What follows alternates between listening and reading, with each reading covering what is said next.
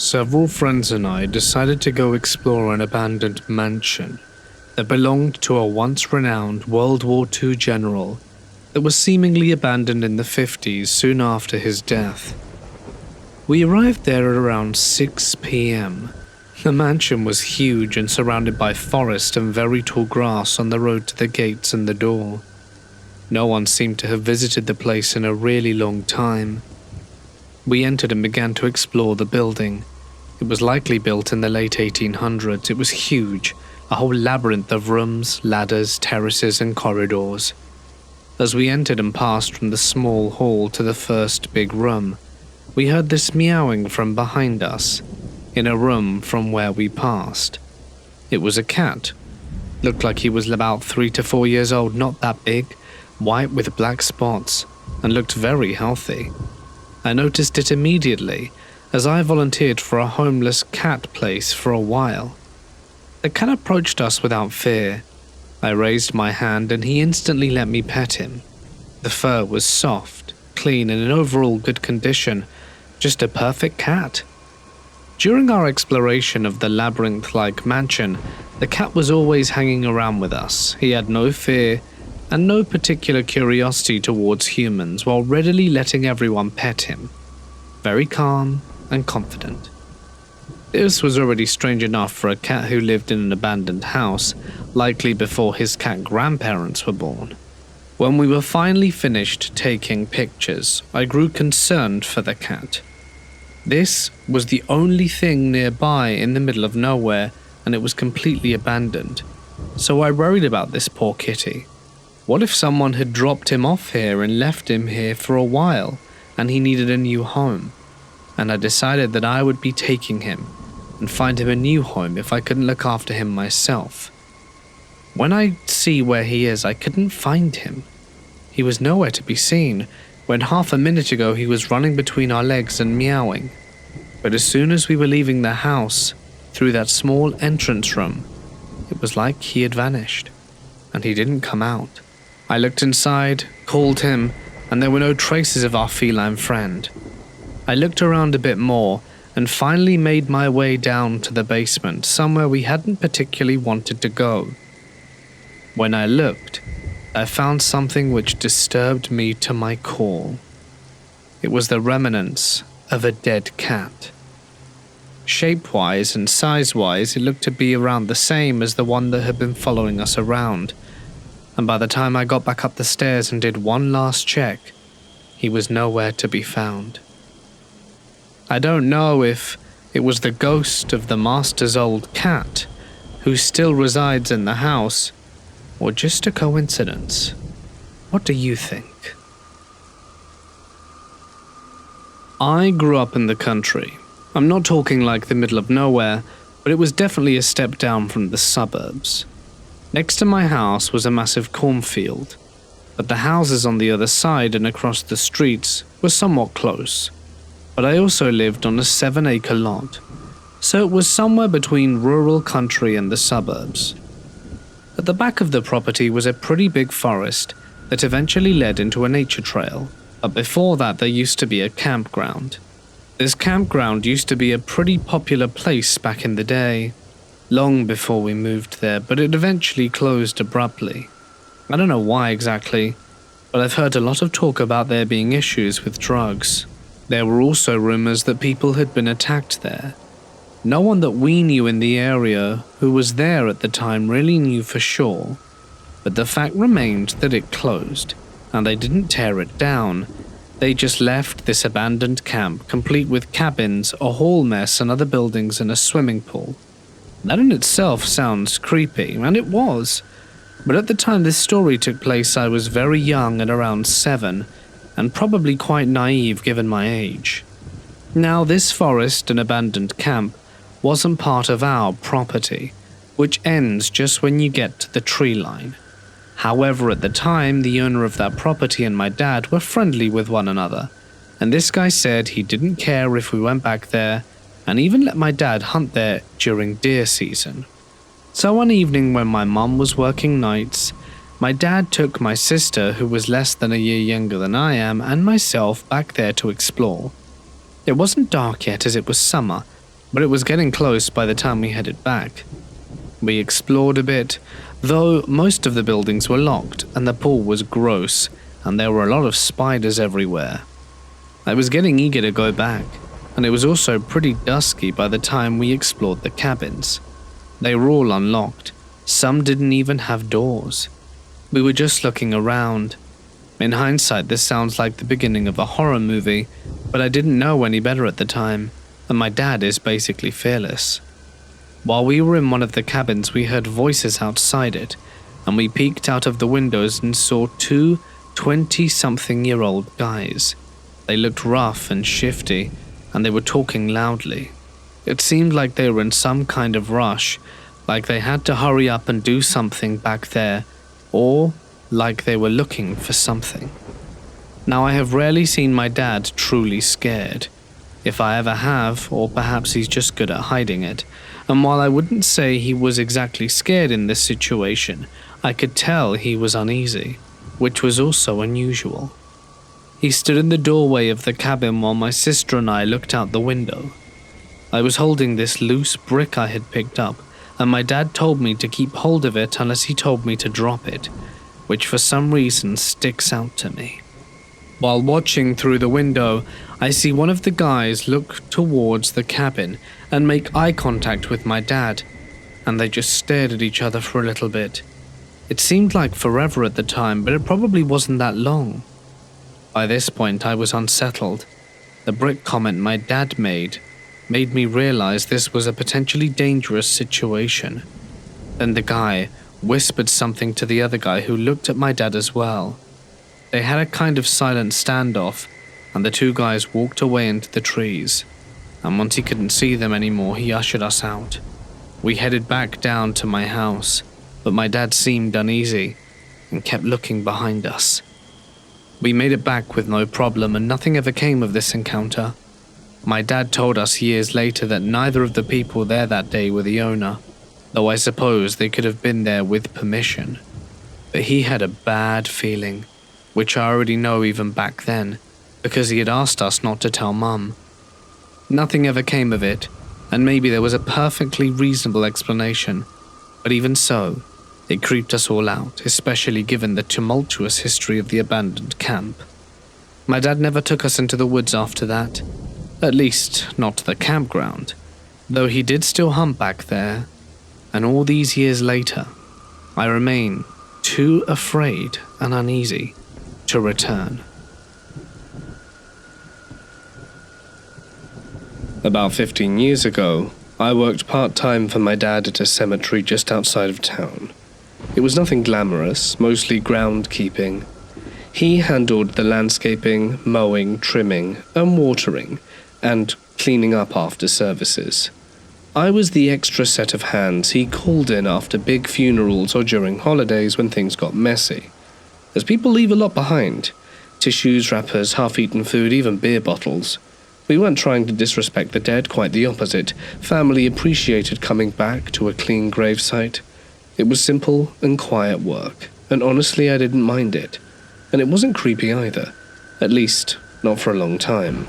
I only ever worked during the day, nothing paranormal, no strange figures, no cold spots, just grass and stones and the normal stuff. So there was this burial scheduled for a family of 3, a husband and a wife and their child, victims of a home invasion. The details were fuzzy. I hadn't paid much attention to the news at the time, but my dad told me that their lives had been taken while at home. Something brutal and senseless. Their plots were near the back of the cemetery, in what we called the prestige section, where prominent locals were often laid to rest. We spent a full day prepping the area, clearing the brush, trimming trees, raking fresh gravel. It had to be perfect. And then, of course, we had to section it off to prevent anyone else from coming into the area while the service was going on. I wasn't scheduled to work, but I stopped by anyway to grab my paycheck and just say hi to my dad. As I pulled in, I saw the full parking lot and realized the service must be in progress, so I quietly entered through the back to not disturb anyone. My dad was inside. He appeared distracted. He kept glancing towards the windows like he was expecting something, and I asked him what was up, and he told me the whole thing felt strange. He said a few black SUVs had pulled in at the end of the funeral procession, way behind the other vehicles, and from one of them stepped a man surrounded by 4 or 5 bodyguards dressed in dark suits. I figured it was some kind of high-profile relative, perhaps police protection given how the family died, but my dad wasn't so sure. He said the air changed when they got there, like everyone knew not to ask questions. He laughed it off, but it had clearly upset him. So I left with my check and tried not to think much more of it. That night we were all at my parents' place for dinner. My mum had just had surgery on her knee, so we were helping out. We were finishing dessert when my dad started getting antsy again. He simply couldn't shake this feeling, like he'd forgotten something important. We checked everything, the stove, the doors, the dog. He even called my sister and everything was fine. Then he said, "What if I forgot to lock something up at the cemetery?" He wasn't the owner, but he treated the place like it was, and if anything happened, the blame would inevitably fall on him. So I offered to go, just a quick check. It was already dark, but I figured it would take 15 minutes tops. Lock a door, ease his mind, done. Mum and Dad hesitated, but I waved it off. I didn't believe in superstition, and it's not like the dead were going to get up and complain. I drove over and pulled into the lot. And that's when I saw the car. It was old and beat to hell and definitely didn't belong there. It looked like it hadn't moved in years. The paint was sun-bleached, and the tires sunk into the gravel. I walked around it. There was no one inside. I shook it off and went inside the office, and everything seemed fine. The doors were locked, the lights were off, the equipment was stored away. And I called my dad from the landline to let him know it was all clear. He sounded relieved. I was locking the front entrance when something caught my eye. The main cemetery gates, the ones that should have been chained shut, were wide open, and the lock was dangling from the side. That's when the hairs on the back of my neck stood up. Something was wrong. I told myself it was nothing. Maybe my dad forgot to chain it up after the rush. I was about to leave it alone, but I couldn't. Something was compelling me to check. So against my better judgment, I skipped the golf cart and walked the grounds on foot. Everything was fine until I got to the back. That family grave, the new ones we'd just dug. It was torn apart. Dirt piled off to the side, one headstone knocked over, and 2 shovels laid in the grass, and deep gouges in the earth showed someone had been working fast. They were robbing the grave. I turned to run, and that's when everything went dark. When I came to, I was lying face down in the grass, head pounding. It was still dark, and for a second I thought I'd dreamt it, until I heard the shovels, that metallic scrape of steel on soil. I tried to move, and there was something cold pressed to the back of my skull. I froze. I'll never forget that sound, the hammer being pulled back. I raised my hand slowly. I didn't even speak. I just breathed, shallow and terrified. I could hear at least 3 voices, low and fast, not in English. I couldn't place the language, but the intent was clear, that I shouldn't move. After what felt like an hour, one of them barked something sharp, another pressed my shoulder down, and I was told to lie flat and count to 100. I think I got to 6 before everything went dark again. And the next time I woke up, I was in a hospital bed. My head had been split open. Concussion, bruised ribs, dehydration. My parents were frantic. My dad had panicked after I hadn't returned in half an hour. He drove to the cemetery and found my car, driver door open, tire slashed, and no sign of me. He called the police, who arrived minutes later, and found me unconscious behind the grave. The robbers were long gone. They had completely exhumed the husband's casket, pried it open, smashed it to bits, and taken something from inside. What it was, no one ever said. Jewelry, cash, a USB, the whole thing reeked of something deeper than a simple robbery, and whoever those men were at the funeral No one in the family would talk about it. The police took my statement, but nothing ever came of it. No arrests, no fingerprints, no cameras, until my dad demanded security upgrades. Now they've got motion lights, lock gates, cameras, everything. Mostly they catch raccoons or the occasional homeless guy sleeping in the lot. But I never went back at night, and I never will. When I was 12, I was walking to my psychiatrist for my weekly appointment. It's a half-hour walk after dark, and I enjoy walking, especially after dark when things were quiet, peaceful, and slow and no one else was around. I didn't live in a dangerous neighborhood, nor did my walk take me through any dangerous neighborhoods. As I'm about halfway to my destination, a car, a Cadillac, comes driving down the street. Some people, both male and female, were in the car, sticking themselves halfway out the window and taunting and jeering at me as they drive by. They were a bunch of teens in their early 20s and such, and I ignore them and keep on walking. About a minute or two later, the same car comes down the street again, and those people are jeering at me, taunting me again, and I don't know who they are. Maybe they live in the neighborhood. I still ignore them and keep walking. Another minute or so goes by, and again they come driving down the street, taunting and jeering, and now I'm worried. They're circling the block over and over, deliberately focusing on me. As soon as they reach the corner and make the turn and are out of sight, I duck behind some bushes in someone's front yard and wait. The car comes again down the street. This time, not seeing me walk down the street, they're not jeering. They pass right by me in my hiding place and turn the corner.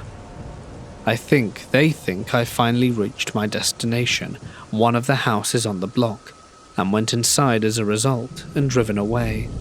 But I thought wrong. Stupidly, I leave my hiding place and go back to walking on my way to my psychiatrist. But I should have stayed in those bushes much longer, because that's when I hear the car approaching. They spot me and start it all up again. They turn the corner. This time I run towards my destination, but I know I won't get far before the car and those kids catch up with me again.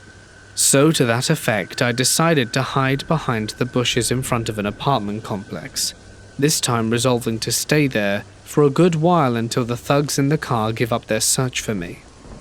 I'm hiding in the bushes for not long, maybe 30 seconds, and when a guy of those apartments pops out from his apartment, asking why I'm hiding in the bushes. At first, he probably thinks I'm a burglar or something, but I explained to him how I'm walking to my psychiatrist and how I'm being followed and harassed by a bunch of kids in a car, which is why I was hiding. The guy can instantly tell from the tone of my voice and facial expressions that I'm telling him the truth, and can see how scared I am. Just then, the car comes down the street and pulls right up at the curb directly in front of us. They look at me and the guy I'm with.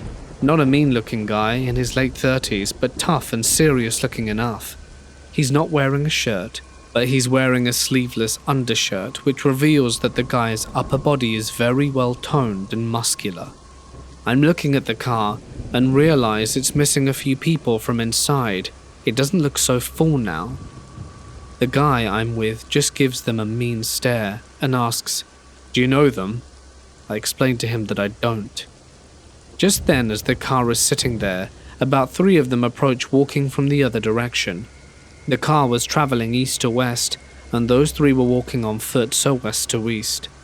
That's why the car didn't seem so full. They were looking to escalate the situation. They weren't satisfied with just driving by and taunting me. They changed tactics. A few of them got out of their car up ahead and started walking towards me while the others in the car took another turn around the block. Their plan now was to physically trap me in between them and their car, perhaps grab me, drag me into their car for whatever reason. But seeing my tough guy guardian angel with me, the kids walking towards the car instead got into the car and it took off. The guy offered to stay with me a little longer, or if I wanted to duck into his apartment and stay there until I was sure it was safe to continue on the journey. I had a feeling that that was the last I was going to see of those guys in their car, and I didn't want to be late for my appointment, So I thanked him for his offer, but declined, and decided to head on my way. The guy returned to his apartment and closed the door, and I looked at the closed door and hoped that I hadn't made a mistake by turning down the guy's help for better safety, because I was still afraid. But thankfully I was right about not seeing the car again, and the rest of my walk was unremarkable. I reached my psychiatrist's office, told the therapist about what happened, and he insisted on calling the police. The police came and took a report from me, and that was the last I heard of it. On my way back, I usually took the same route that I came up, but this evening I varied my way home, taking some different side streets to walk on, and I never saw that car or the thugs again. I was in my early 20s and lived alone in an apartment complex in a rougher part of Houston. It sat alongside an elementary school, which helped, but it still wasn't an area I would go walking around at night in. It was a leaky apartment, and I do have a mold allergy, something that I've not ruled out. I also have a history of extremely morbid nightmares and night terrors, paired with an overactive and obsessive imagination. However, this was right before these routines became issue for me, and I did not take any kind of drugs, including alcohol, during this time. But I can remember when the nightmares started. It was the same one over and over again. I was always in the first-person view, like from my own eyes, so I never knew what I looked like, and I wasn't in control because it always played out like a movie.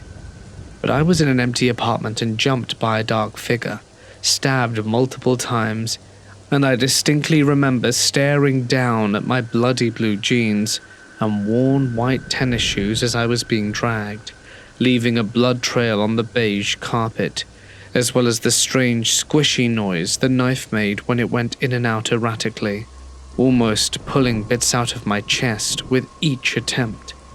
I was tied up, unwrapped up, and eventually propped against the wall.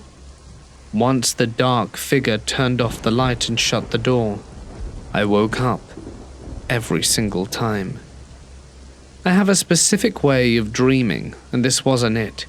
I would wake up deeply disturbed and unable to fall back asleep.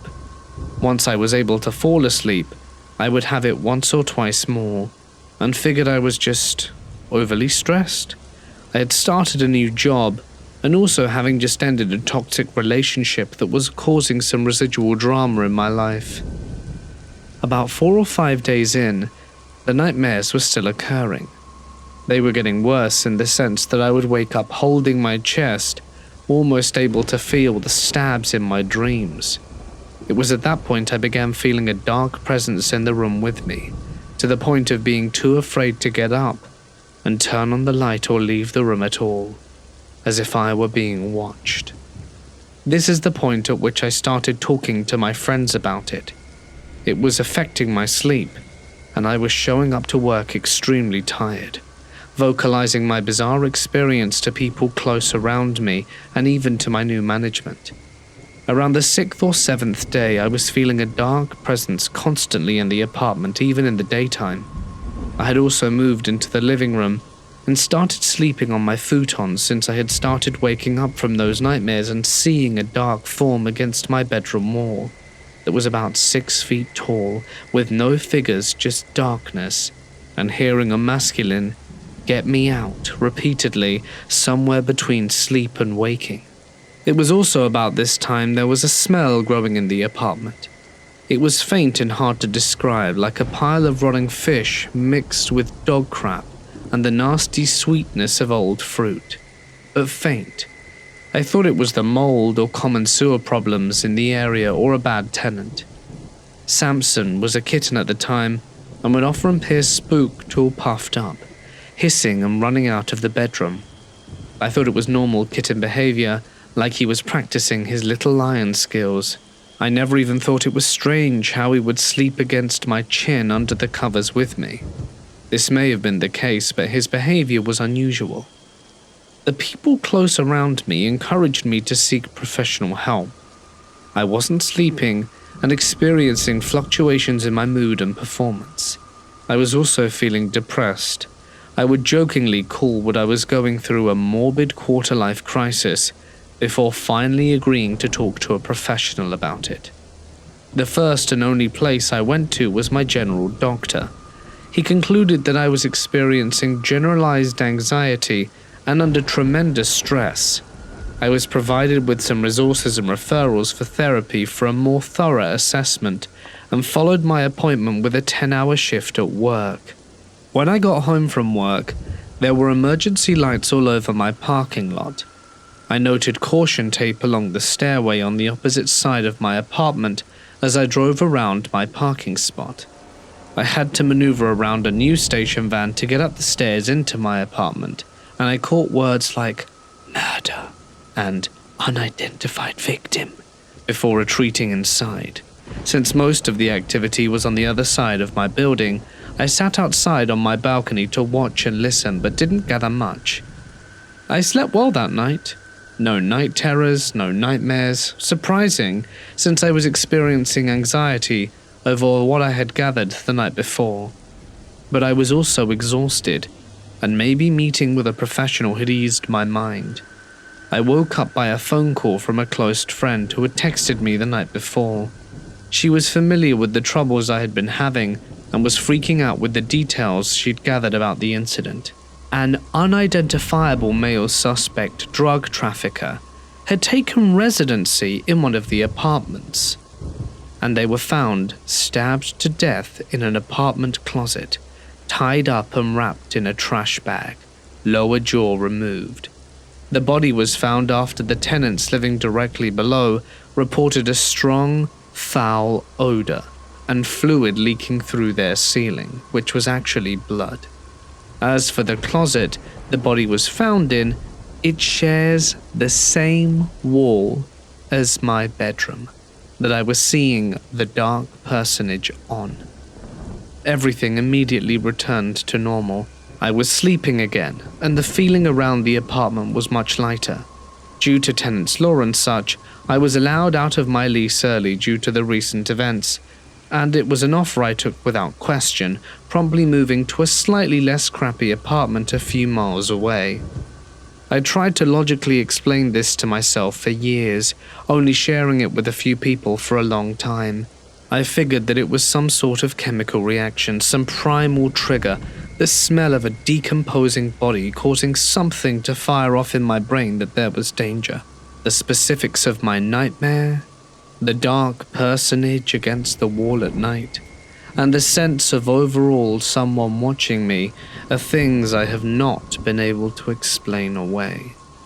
It was as if the lingering ghost of the person killed was reaching out to me, sharing their cruel fate with the person closest to them in proximity, whether it be to mourn them or to just be aware that they were gone and move past this, I will never know.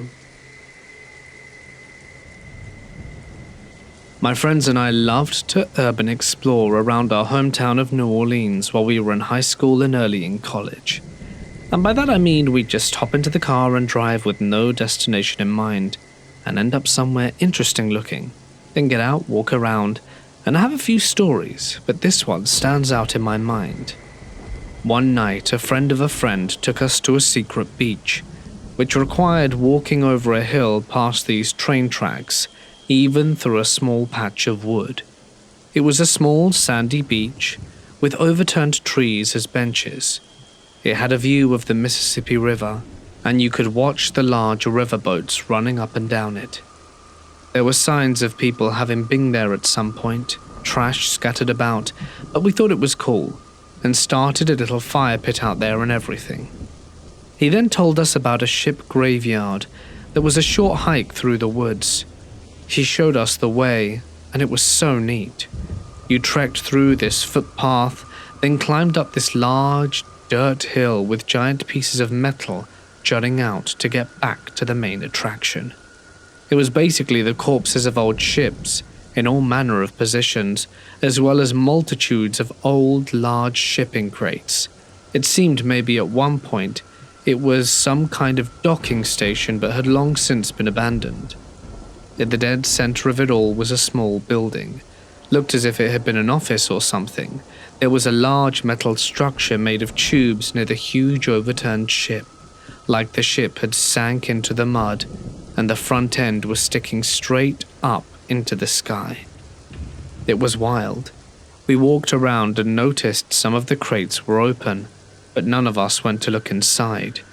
There was also some graffiti on them, plus the building in the middle which read, "The Rabbit's Hole," had a bunny tagged onto it. Maybe after half an hour of walking around, we climbed out of the ship's graveyard, walked back to the secret beach, and went home. A few months later, a tropical storm hit. The following weekend, I wanted to impress this girl I liked at the time and suggested our group of friends hang out that night back to the beach, since most of them hadn't seen it. We went back and it was almost totally reconstructed from the tropical storm.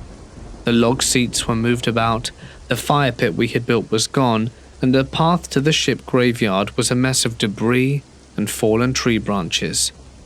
We hung out on the beach and I asked the group if they wanted to see the ship graveyard. We had to take a weird alternative route through the woods from the normal path because the main footpath was still flooded over. We get to the back and climb up the dirt hill. It was a trek, and it was sloppy and muddy, but the metal struts to climb in were sliding around, and it was much more difficult than before. We made it to the other side and everyone was astounded, and we walked around a bit.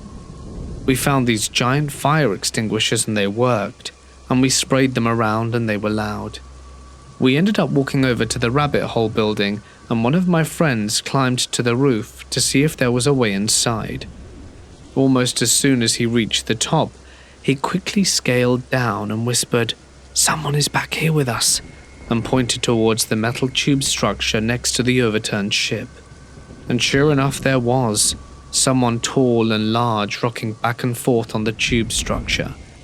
Then we noticed there was a blanket or something hanging from the ship, as if he had climbed and was squatting there. The girl I was trying to impress was suddenly very unimpressed, and we made our way back to the dirt hill. We turned around and both the person and the blanket were gone. We proceeded to freak out and started to move faster. As we got to the top of the hill, we could see him walking past the rabbit hole. A few of us got cuts and scrapes trying to climb the metal structure in the mud, but we were in such a panic we didn't even notice until later.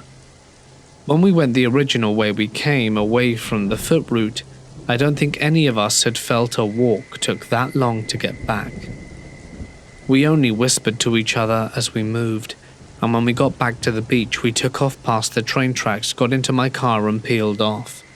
To this day I'm not sure who was there or why they were silently following us out, but it definitely was terrifying, and we never went back. This happened about 4 months ago. My friend called and asked if I could give him a jump. His work car wasn't starting. He works private security, checking on properties that have had vandalism or break-ins, and tonight he was doing a late patrol alone. I said sure, because it was going to take at least a few hours for someone from his company to reach him. He dropped me his location, and I began making my way there. I never thought much of it, until I turned onto the driveway and realized where he was. A cemetery, of course. And not near the entrance either. He was way on the far side of the property. So I just kept my eyes forward and drove the winding road through the graveyard. He was waving his flashlight to help me find him, and I pulled up next to his car and asked him what happened. He said it died out of nowhere while he was turning around in this gravel lot.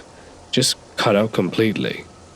I had him pop the hood while I grabbed my jumper cables and some pliers from my trunk. When I checked under the hood, I saw a battery cable had come loose. No big deal. I slipped it back on and tightened it as best I could with the pliers. The moment the cable connected, his headlights came on, and that's when we realized we weren't alone. About 10 feet away, there was a child standing there. This kid, maybe 4 years old, was simply watching us. My friend, who's usually pretty unfazed by anything, said, "Hi," and asked if they needed any help. But before we could even finish looking at each other like, what the hell is this? We both looked back, and the kid was gone. Bear in mind, there was nowhere for them to have run to without us seeing or hearing them. As I said before, it was gravel, and there were no footsteps. My friend told me he had moments here, seeing things peek out from behind the trees or gravestones, but he said this was the first time he ever saw something just standing there. I told him to swing by my place later, so I could properly tighten the battery cable. Then I left. He stopped by my house not too long ago, and told me what happened after my departure. He'd forgotten his flashlight. It was back in the little gravel lot where I'd fixed his car, so he turned around to grab it. Only when he got there, it wasn't where he'd left it. He looked around, and that's when he noticed a faint light about halfway up a small nearby hill. He drove closer and saw his flashlight. It was resting on a gravestone. He didn't want to get out the car. Who would? But he forced himself to retrieve it. Just as he reached out to grab it, he heard a voice. A child's voice. He couldn't make out any of the words except for one. "Leave." So he did. He didn't come straight to my place, because he had one more property to check on. But the flashlight?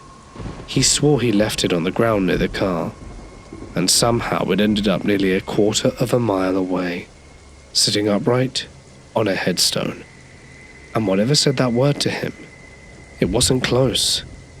It sounded like it came from all around him. He said he's not going back there alone ever again. And honestly, I wouldn't either. This happened after I went to university. I was 18. I made an effort to make friends after I moved onto campus and ended up with a few friend groups to hang out with, including a new girlfriend and plenty of people from my class that I liked well enough. There was one class before lunch where it was traditional for people to go to the cafeteria afterwards to eat in pairs or threes. I wasn't very discerning about who I'd have lunch with, because I got on fine with most people from the class, and we were all trying to make an effort to be social. So when one girl, Lily, asked if I wanted to eat lunch together after that class, I didn't have any reason not to go. We spoke about school and that kind of stuff, nothing particularly noteworthy, but she did ask me to get lunch with her again the next week, and it became a pattern. And there wasn't exactly a way of starting saying no. It became a pattern, and there wasn't exactly a way to start saying no suddenly. It was fine, but it did mean I lost the chance to eat lunch with anyone else on those days, which in hindsight I suppose was the point. One day in class, I asked someone if I could add them on social media. This happened in front of Lily, and I saw her face jerk towards me from a few seats over. It was such a sharp reaction that it was hard to ignore, and I still remember it. By the time I got home later that day, Lily had sent me a friend request. No friends in common. Dunno how she knew my last name. It was a bit of a surprise, but I guess she just dug through the university's social media pages and found me through there. It gave me a bad feeling, but surely it was fine. She ended up messaging me a lot and commenting on anything I posted. I told myself she was just awkward, and we became friends, if not close. I'd known worse people. She still always got me to go eat lunch with her after one of our shared classes. Other than that, we rarely spent time together in person.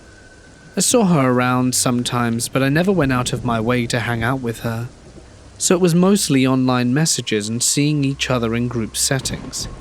Coincidentally, my girlfriend was also called Lily. This was something that clearly bothered Lily, not my girlfriend, who couldn't have found it less interesting, and she occasionally hinted that she wanted my girlfriend to pick a different name or joked about her not suiting it. She clearly didn't like my girlfriend at all, and I had an idea of why. It was hard to ignore at this point. Lily was starting to unsubtly hint that she had a crush on me. I tried not to address it, because what was I even going to say? I've never known what to do when a friend makes a pass at me. I also was not interested in the slightest. Even ignoring the weird stuff she pulled, Lily wasn't my type at all. She tended to dress and act in a way somewhere between a 50s housewife and one of those adults who's still obsessed with Disney princesses. Things took an uncomfortable turn on the day of our last shared class of the year. Instead of asking me to lunch like she usually did, she asked if I would go on a walk with her. Again, I didn't exactly know how to refuse, so I said all right. Our campus was bordered by a large patch of woodland, and Lily led me into the woods, and the sounds of our fellow students slowly faded away. She sat down on a log and I joined her, and she started talking about how she was going to miss me over the summer. I tried placating her, but I didn't want to be there, especially because she seemed almost on the verge of tears. I think I tried to make an excuse about having plans with my girlfriend before I could leave. Lily chose to kiss me without warning. It was uncomfortable to say the least. I got out of there and was happy to think that I wouldn't see her for a while. I came back to the university after summer, moving into a house with friends. There were some serious issues in my friend group though, a lot of petty arguing and worse. I broke up with my girlfriend around the start of that school year as well, and basically the whole mess made me recontextualize things with Lily, because it suddenly didn't seem as bad. That said, I didn't want to be alone with her. We mostly spoke online, and she was still constantly messaging me after all. One upside of everything was that I started dating a boy. Lily was not pleased to hear the news. I think she hoped to sneak in after I broke up with my girlfriend, but as I said before, that was never going to happen. There wasn't a big gap between my breakup and this new relationship, so she must have thought she missed her chance with me. This is when the story gets bad. At this time, I was fairly active on Tumblr. I occasionally talk about my life and mostly reblogged photos and stuff. I was on there one day when something odd happened. One of the blogs I followed had received an ask with some phrases I recognized. It took a second to register that it was taken from my About page. That made me freeze. I read the message properly. Someone was asking this completely random person to analyze this section of text from my page, asking for their opinion on the type of person who would write it. I cannot stress how messed up it was to see people talking about me like I was a character in a book they were trying to study. The reply was basically, "Sorry, I don't know." But the important thing was that the question hadn't been anonymous, it was linked to someone's blog. Obviously, I wanted to know about who had taken such a bizarre interest in me. As far as I knew, no one in real life other than my boyfriend knew about my page, or no prizes for guessing who was behind it. What I found was a shrine. She was using a fake name, but I recognized Lily all over that thing. It was the cutesy pink and red page. There were few posts about her interests, but most of the context was focused about her primary interest, me. Most of the posts were about me. There were accounts of things I'd done recently. He told me such and such. He went to a nightclub recently, as well as references to things from as far back as I'd known her. It was clear she'd been keeping tabs on me both on and offline, gathering up every scrap of information she could about my life and hoarding it here in her collection. She talked about us eating lunch together and how special our dates were, as if it had been anything more than acquaintances getting food after class. She talked about the time she had forcibly kissed me in the woods, but she wrote as if it had been mutual. She quoted lyrics from my favorite song and talked about how she'd always be there for me, no matter who else came into my life.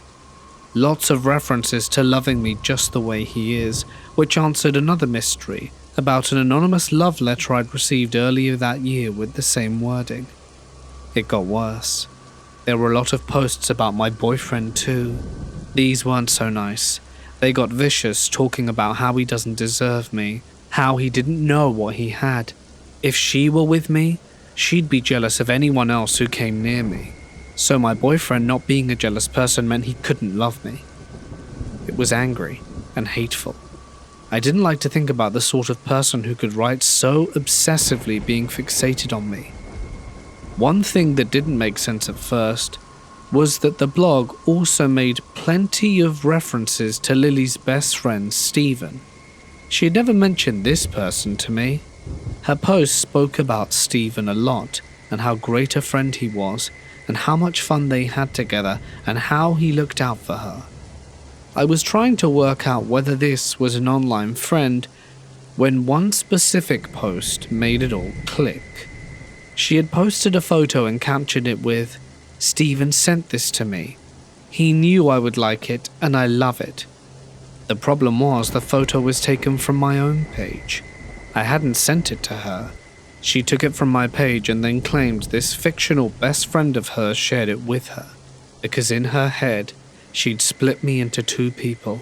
In her messed up fantasy life, I was both the perfect best friend who was always looking out for her, and her soulmate, who was bound up to end up with her once I finally got over my sweet, kind boyfriend and all these other easy girls I hung out with that she made dozens of posts complaining about.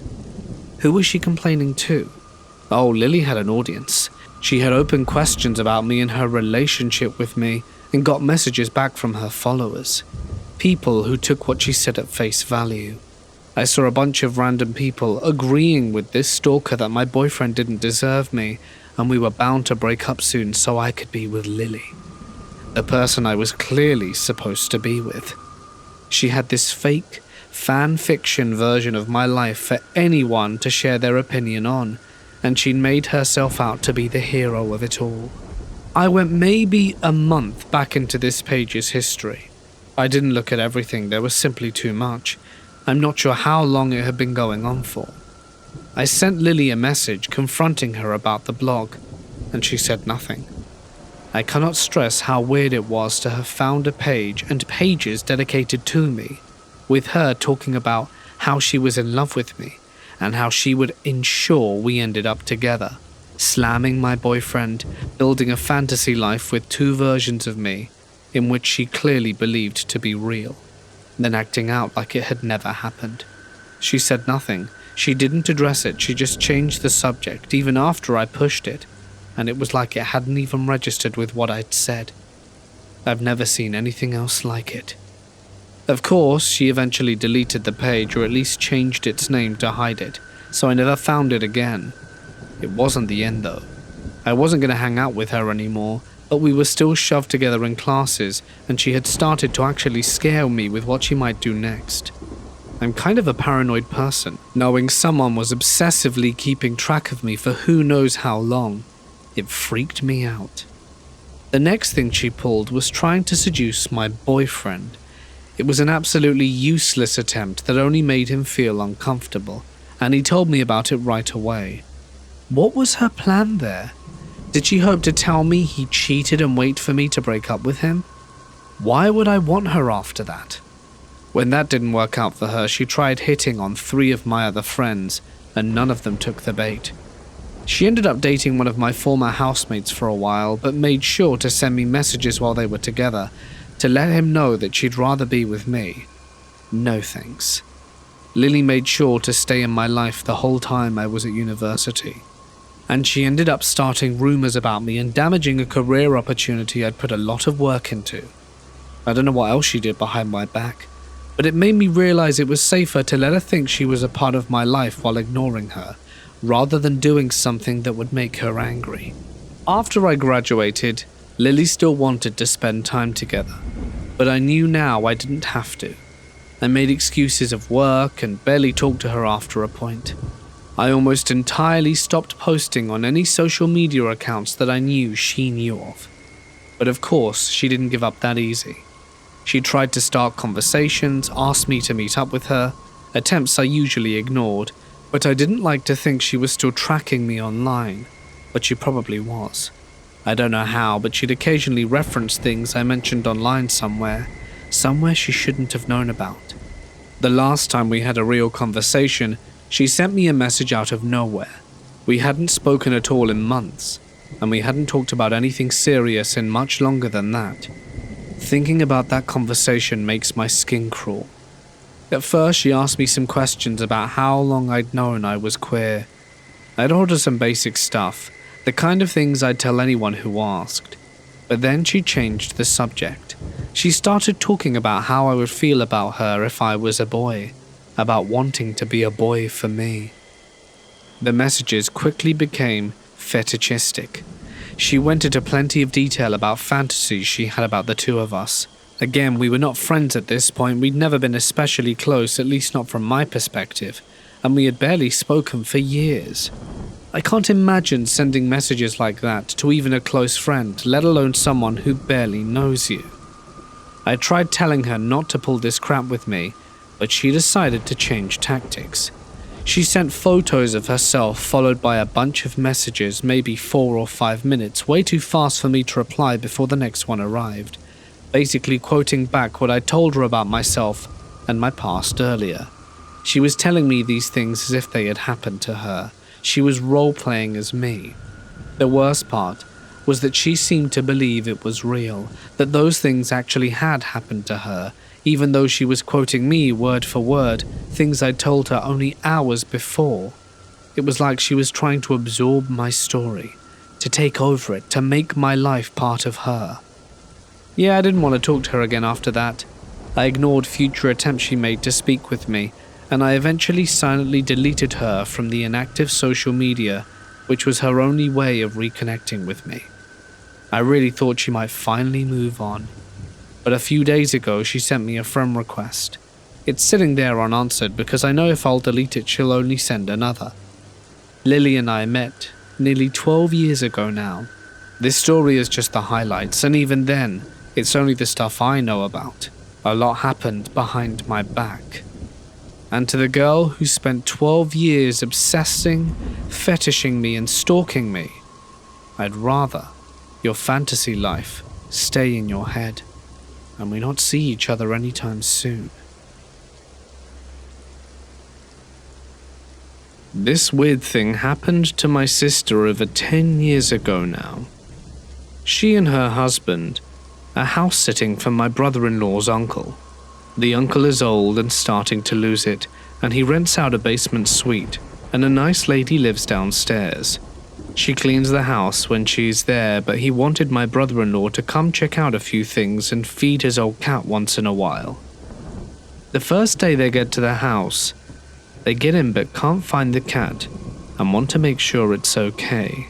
My sister has cats and know they like to hide when they're going to die, so they are all worried and are looking frantically for this cat in all the rooms, under the beds and everything. Even check with the lady downstairs who hasn't seen it. So my sister opens up the closet in the spare bedroom and is looking around stuff on the floor, moves a few things and sees a set of feet on the ground in the closet, with clothes blocking anything above the feet. The feet have nice, painted toenails and look human. She assumes it was a doll or something, and they look in a few more places and all of a sudden the cat is in the middle of the living room just hanging out. So they lock the deadbolt and leave. My sister and her husband go out for dinner and a movie, and she can't stop thinking about the feet and how real they looked. My sister had started dating her husband, who was her boyfriend then, fairly recently, and didn't want to seem crazy, so she didn't bring it up. But a few hours into the night, she decides she needs to tell him. He decides it's probably a doll, but he offers to go back and check anyway. When they arrive, my sister will only stay on the patio because she was afraid, which makes him realize this must be something serious. They go get in the door, but the deadbolt is now unlocked and so's the handle. He thinks there must be someone in there. At the door there is a fireplace, so once he's in he grabs the sharp poker stick and starts to sneak towards the closet. He opens the closet and sees the same set of feet with painted toenails on the floor. He pokes it lightly with the fire stick and the toes scrunch up. He proceeds to smack the foot as hard as he can with the sharp stick. Out comes a lady in her mid-30s holding the cat and a can of Coke. Turns out she was friends with the basement tenant. When she became homeless, The friend let her stay with her until she found out she was addicted to crack, started leaving drugs around the house, and had shady people coming to the house, so she was kicked out. Somehow she got a key to upstairs and had been staying there while the uncle was gone. The police were called and she was arrested. This was almost 20 years ago, not far from a hotel that is well known to be haunted. A few friends and I decided to do a little urban exploring and ghost hunting one night. My friend and I had been ghost hunting for some time together, and these kids knew that, so we basically had a few tag-along tourists with us. Amazing how many people want to join once they know what you do every weekend. We go in and move a board that's already loose, not actually breaking it, just pulling it loose from the nails. We weren't trying to get charged if caught, so we always tried to be respectful as we could when making your way into an abandoned place. It was fairly uneventful. Some furniture was still in the building, but it was relatively clean aside from droppings everywhere. The bats mostly stayed in the attic, so we weren't disturbing them. That's also where they got in and out from. So we had made the decision prior to entry that we wouldn't mess with the attic. Nothing much happens, and two people make their way out and go back to the road. That left me and one other at the top of the stairs, and one girl who had never joined us for any hunts down at the floor level, just around the corner from the staircase in the living room. My buddy and I were both facing the same direction down the stairs, ready to make our way down. And we start to hear something from outside, which we later found out was the sheriff rolling our friends that had gone back to the cars. We also found out that the officers refused flat to get us out of the property or even walk up to the house, deciding instead to just wait for us to come out. I said something along the lines of, "You ready?" My buddy, "Yep." We both, almost shoulder to shoulder, at the top of the steps, took a deep breath in, loudly as it was dark, looked at each other with wide eyes, and stared at each other in the dark silently. For a few seconds the air felt as thick as paste, and we were both holding our breath. From downstairs the girl said, "What did you say?" "We're going outside," I responded. I could hear confusion in her voice. "Are you upstairs?" We were already moving pretty quickly down the stairs and didn't really reply. All three of us were out the hole pretty quickly one after another, and got to our cars without really talking, and were greeted by our other friends and a few cops. The cops admitted to thinking the building was haunted and asked us never to go back there ever, because they wouldn't want to have to go in to look for us. The next day, the girl hit up my buddy and texted me saying that she wanted to meet up for a coffee to talk. Pretty standard, so I thought nothing of it. We met and she was wearing a really nice sundress that day. And she tells us that at the time we heard someone take a deep breath, she heard one of us, she thought, say, "What's that?" as if someone was just around the corner. But that wasn't why she wanted to meet us, not exactly. She'd gone home and had a nightmare. She was asleep in her bed and woke up to her bedroom door opening. She couldn't move.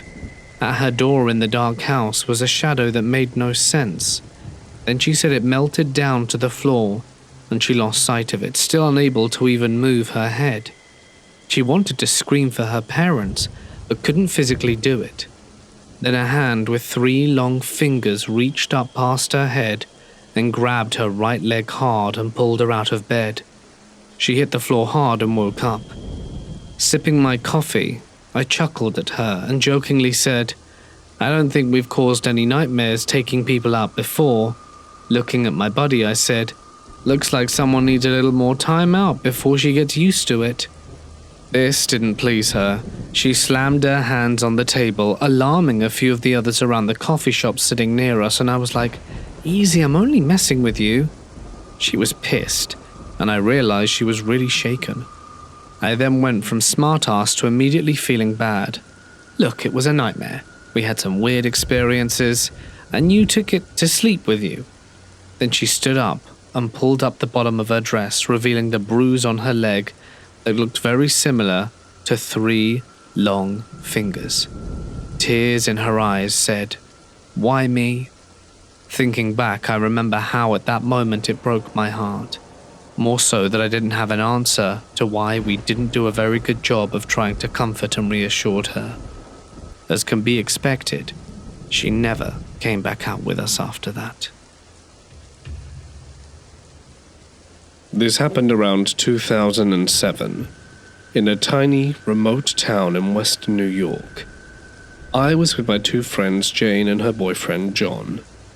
We were out ghost hunting, nothing dramatic, just exploring old cemeteries, taking pictures, and see if anything would show up.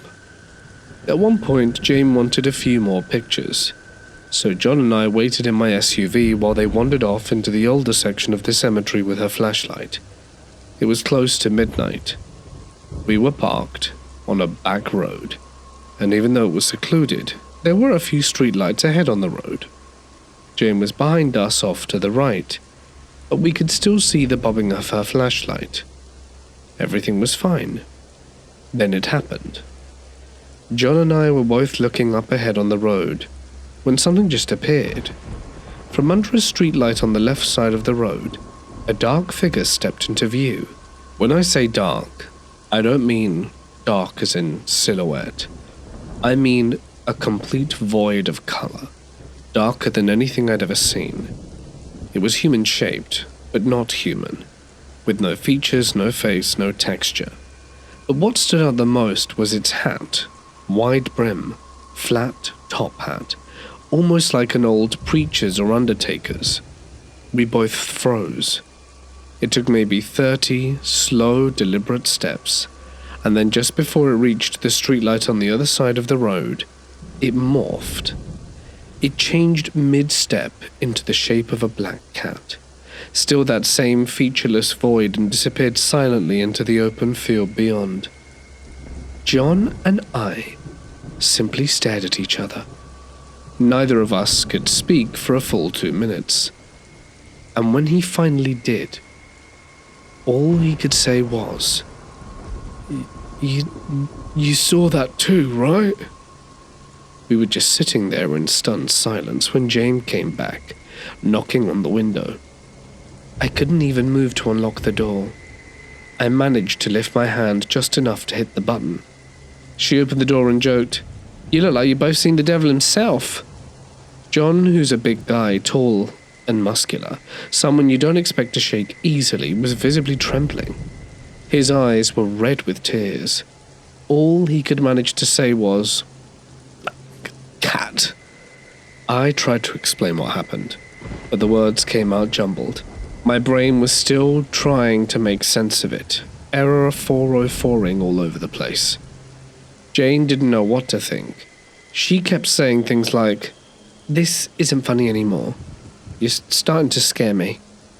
John was so disturbed, he insisted we stop at his church on the way home. We stood in front of the statue of the Virgin Mary, hands clasped, whispering prayers in the dark, while John pleaded out loud for protection. On the drive home, I remember thinking how crazy it all sounded even to me. Years later, I reconnected with Jane after we'd fallen out of touch. The first thing that came up, unsurprisingly, was that night. She said she hadn't forgotten it. In fact, right after it happened, for weeks, every single cross in her mother's house turned upside down, by itself, as Jane and John were living with her mother at the time. It didn't stop until her mum went through the house, praying intensively in each room, and blessing everything she could. So did something follow them from the cemetery? I don't know. Years passed. Jane and John moved out of state. We all got on with our lives, more or less.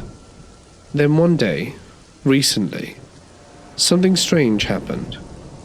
I shared this story on Reddit, not thinking much of it, just wanting to get it out of my system. Later that day, our 16-year-old cat, my beloved pet, died suddenly in my arms. He hadn't been sick. It just happened, and I was heartbroken. My husband shared the news on Facebook, and not long after, Jane texted me, saying she was sorry. She then added that her family's 8-year-old dog had also died that very same day just earlier.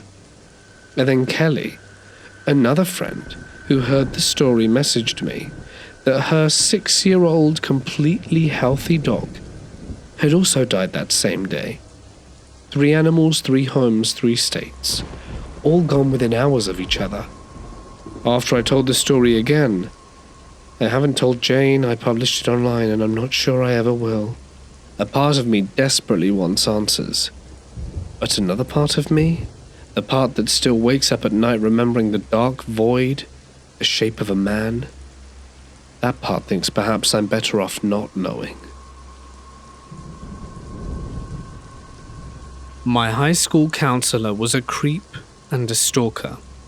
This took place in the 80s. I'm Japanese and Hispanic, and when I started high school I didn't know a single word in English, and speaking in either Spanish or Japanese was frowned upon. So I relied on my school counselor, as he was also Hispanic and was very kind, friendly, and helpful and attentive. Mr. Miranda was a short, stubby, wrinkled man in his 60s with deep-stained yellow teeth, a thick, bushy moustache, and awful breath. He wore thick Coke bottle glasses and was always finding reasons to pull me out of class, or he would wait for me to end my school day. The funny thing was, he always knew where I was. He would take me to his office and would close his door and often lock it. Most of the time, he complained about his kids and how he hoped his kids were as studious as I was. He would always say how beautiful I was, how smart I was for being able to start high school a year younger than typical Americans, and I would just awkwardly reply, "Gracias," or nod my head respectfully. At first, I didn't sense anything wrong, but slowly I felt uncomfortable going to his office for conversations that had nothing to do with my progress as a foreign student, and the way he would pick my chin up with his cold, hairy, nasty hands with long, bony fingers and would salivate by complimenting my full lips and my Asian eyes. I was most definitely not trying to get too close, as I avoided his nasty, smelly breath. It was horrendous. If you're familiar with the smell of an animal's corpse, imagine that, but worse. Often a misty shower would escape from his mouth, and depending on how close he would cowardly corner me, would end up on various parts of my face. I was young, naive, and very cute in a new country, and wasn't sure if this was normal behavior for a high school counselor. Mr. Miranda would get unusually close. Somehow he had a thing for my hair, and would either touch it or smell it. When that occurred to me, I would back off, and he would sound offended, and complain that I wasn't humble anymore, and the American culture wasn't for me. Not knowing who to tell and what to say, I endured being his prey for a little longer.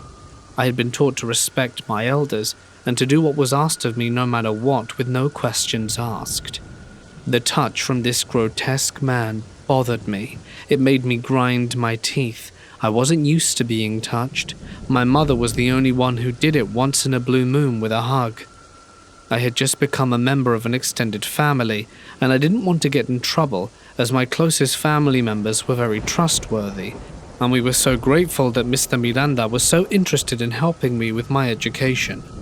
Sometimes I would skip school, but then Mr. Miranda would find out, and that would give him another excuse to take me to his office with the doors closed, and he would scold me.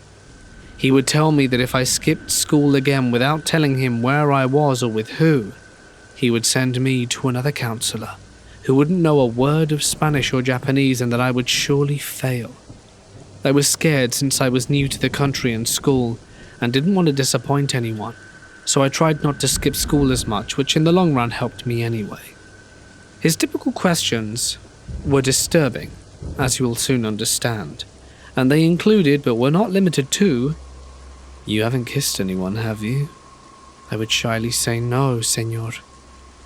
"You won't tell anyone about our special connection, because I'm doing it for your own bright future, right?" I would reply with a shaky voice, "No, sir." And this question would always leave me confused and questioning myself. "You haven't given your body to anyone, have you?" I felt so awkward, because I have no idea what he meant by that. All I knew is that no one else had ever touched me so awkwardly as he had, and I would reply, "No, sir." Then he would say, "Yvonne, you're very special to me, and I couldn't live knowing you did those things without telling me." I couldn't communicate with my teachers due to the language barrier, and my friends were struggling as well. I had enough from this creep. After my first semester, I made a promise that I would study day and night to learn English, and I had a good relationship with Mrs. B, my history teacher, and in broken English, I told her about the situation with Mr. Miranda. She looked surprised, but seemed to have put two and two together. Days passed. Then a typical day after school, Mr. Miranda had me in his office telling me that he was taking me out for a drive in his brand new shiny white Corvette with a bright red interior, and he was going to buy me nice things my family couldn't afford, and that he would be taking me home after them all. I knew then this man was very dangerous, and he was up to no good. I knew my mother had told me going alone with someone in a car wasn't a good thing, and I didn't want to get into trouble. American culture or not, I wasn't going alone with this perv. I said, "I need to use your phone so I can tell my mum where you'll be taking me." Then he said, "No, don't call her. I already told her you'll be with me the rest of the day." I gasped and asked, "The rest of the day?" "What? Don't you trust me? You think I'd ever hurt a beautiful girl like you? What kind of monster do you think I am?" I began to scream and sprinted towards the door, but it was locked. I was cornered like an animal. I continued screaming and throwing whatever I could towards the window to make noise. Then Mr. Miranda said, "There's no one here. It's just you and I." He then went on to say he had done everything for me, and all of my actions towards him were ungrateful, and that I needed to be taught a lesson. He grabbed me and began rubbing his junk against my body and tried to remove my blouse, exposing my flat chest. Meanwhile, I was kicking and screaming. He put his full mouth wide open onto my face like a carp. I had smelled his breath for so many months, but now I was living the nightmare, slobbering all over my face. Then, for a minute, I was terrified of this man's actions. I honestly thought he would swallow my face. You see, I hadn't even had my first kiss yet. I began to latch onto his lower lip and bit as hard as I could. He stumbled back, letting me loose from his tight grip, and I noticed the obvious blood dripping from his mouth. My survival instinct was to continue to scream and for him to unlock the door, when miraculously someone busted the door. It was my beautiful history teacher, Mrs. B, and the campus security guard. I was crying, half-dressed, but I had been rescued. I was reassured by the school officials that I would never see Mr. Miranda again, and that my family was surprised at this, but happy that the monster was gone. If something feels off, listen to your gut, because that could save you from going through what I endured. Don't let anyone steal your innocence, or make you do things you're uncomfortable with. And this being beautiful American culture had nothing to do with the behavior of this awful man. In case you're wondering, I became successful and graciously accepted a fully paid scholarship at a good university and graduated with a master's degree in science. But don't be afraid to speak up. I know it's hard to communicate sensitive stuff to others, but what you have to lose is much more precious and valuable. Believe me, you're worth it. And to all the Mr. Mirandas in the world and the man who smeared my innocence, I have no respect for people like you. And thanks to you, I can scan a creeper and stalker miles away. I went to school at a small private women's college in Pennsylvania. It was a pretty campus in the middle of a reasonably urban environment. A few of the dorms and admin buildings had been specifically built for the college. Most were carved out of the old mansions that had been donated by wealthy industrialists, as the area was something of a cluster of millionaires' mansions. My junior year I was hoping to live with my two friends, Marcia and Selena. I was never very lucky with the housing lottery, but Selena was. Her luck held, and we were early enough to get a huge triple with a walk-in closet and a powder room. There was even a regular closet for me. I was never very tidy, and the other two girls were glad to keep my mess contained. One Sunday night earlier that semester, I'd been dragged to a late mass in the chapel by a friend who was far more religious than I was. I was raised Catholic, but as soon as I left my mother's house, I switched to agnostic and stopped attending mass completely. I was devout compared to Selena, who fancied herself a bit of a Wiccan, and Marcia, who didn't recognize it unless it was part of the physical world and tangible. As a result of my unplanned excursion, I found myself behind on a paper due early the next day. As this was not uncommon, I was typing away while Marcia and Selena went to bed in preparation for their 8 a.m. class. We all had a small lamp for late nights, just enough light to finish a last-minute assignment. I said my goodnights, promising that I'd turn the light out soon. One of my quirks since I was a kid was an inability to sleep in a room with any doors open. Selena used to give me crap, but they were both used to me checking the door lock, my closet door, the bathroom, and the walk-in closet door before I settled in for the night. It's a thing from when I was a kid, and believed something lived inside closets. Some book about the bogeyman I read when I was far too young, surely.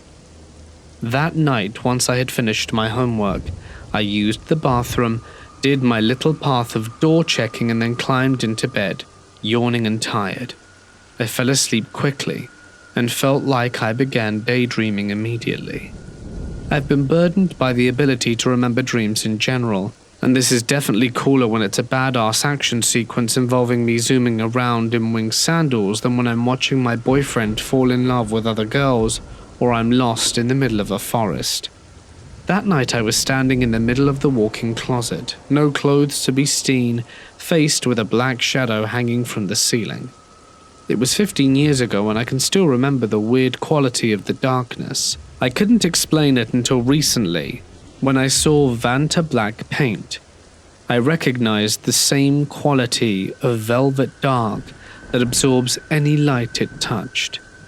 It moved silently down, vaguely humanoid, but the neck tilted too far to the side.